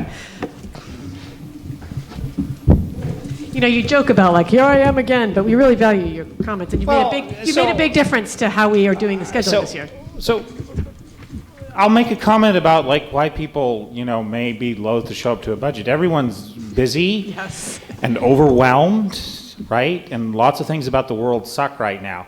But also, I feel like I was told a little bit of like, thanks, but no thank you, right? So yes, there's breakage in the budget. What I was trying to give was an example of how money can be found for things that we decide are a priority, right? Yes. And obviously the budget is a much, much bigger thing, and there are lots of moving parts. But in that discussion of priorities, things like what we're going to pay the administrators and what programs we're going to support all have to be discussed together. Yes. And what I'm making a plea for is when the budgeting comes around, I want that middle school music teacher, in addition, to be something that is in there as something that might be paid for. And I don't want the board and the administration to just reject those things out of hand. With respect to not wanting to put extra work on Dr. Taylor in terms of reporting things to the public, I can understand that. But with respect to the survey, I will just observe right now, it's a secret. So I don't know how to react to that, right? Trust is one with transparency and openness. And I'm very grateful for everything that the board has done to support some forward effort on reconsidering how the curriculum is scheduled. And I'm happy about that. But I also feel like if I stopped coming to the meetings, right, maybe some of that momentum would be lost. So I'm just asking everyone on the board to keep an open mind as we enter the budget season, to not just having a narrative which is we need $300,000 or $400,000 more of surplus, and the only way that we're going to do that is by cutting. That the narrative is also going to have to be like, how do we serve every single student in our schools according to their needs? And it's been a long meeting. I'll just shut up, okay? Thank you. The narrative, unfortunately, the surplus, as I learned tonight in some further discussions, this means that we don't wind up short in April and have to RIF 20 teachers. It actually does involve serving all of our students. I know we sometimes talk about like, let's let this blow up in our face and just like budget for the things we need, and if it doesn't work, but we can't do that. You know, we have staff who have families who depend on us, among many other things. So I just do want to throw that out there, that it's not just a question of, we're trying to follow sound accounting practices. I mean, I too was a little skeptical about the surplus. Why can't we just hire a teacher with that money? And I was advised that here's why, because teachers' jobs will be at risk. I don't want to get into a long back and forth. You weren't, I apologize if it made it sound like thanks but no thanks on the music teacher. That will be part of the discussions, I understand, right? Of course it will be. I am skeptical that it will happen, but our minds are open. And I do want you to know that this is not the first time we've looked at breakage. I mean, every time this happens, we see breakage and we try to figure out we don't try to figure out what to do with it, we try to figure out who's going to get the breakage. Just that kind of discussion. Yeah. If you want people to come to the budget meeting, if like some of those details were out there and like here's the process by which there is stuff that is found to do things, then maybe the public would be more engaged. Sure, yeah, and I didn't mean to sort of criticize the public. We're all extremely busy. Maybe we can make the budget meetings more engaging. I don't know, we'll talk to Mark about that. Yes. It's possible. I'm not sure that people know in advance what it's going to look like, so. But whatever, we understand people are super busy. In terms of Dr. Taylor, it's not just I don't want to put extra work on him. There are some things I want to let him do on his own. We don't demand that Dr. Taylor come with sort of everything he's going to do. He makes a lot of important decisions every day, and I don't think it's fair for us to say, I need you to come and tell us, what the meeting about the sex ed curriculum was like today. But I know when someone from the government says, trust me, that's not very reassuring, but I would ask you to consider trusting us on the issue of the survey, because we are spending a lot of time on it, and I'm just not. It's good to know that. I know that. You'll see the survey soon enough, because it will be administered to your child, should your child wish to take the survey. All right. Yes. Can we adjourn the meeting now? Are we done with it? Okay. I would like to move to adjourn our meeting. Is there a second? Second. All in favor? Aye. Thank you, everybody.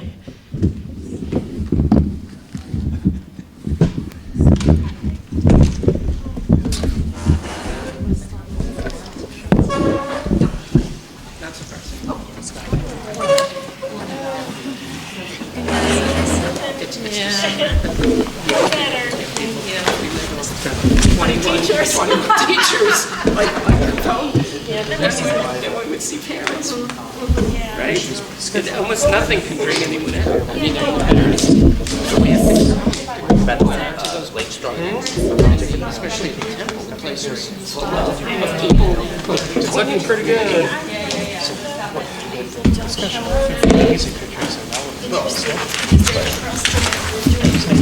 Yeah,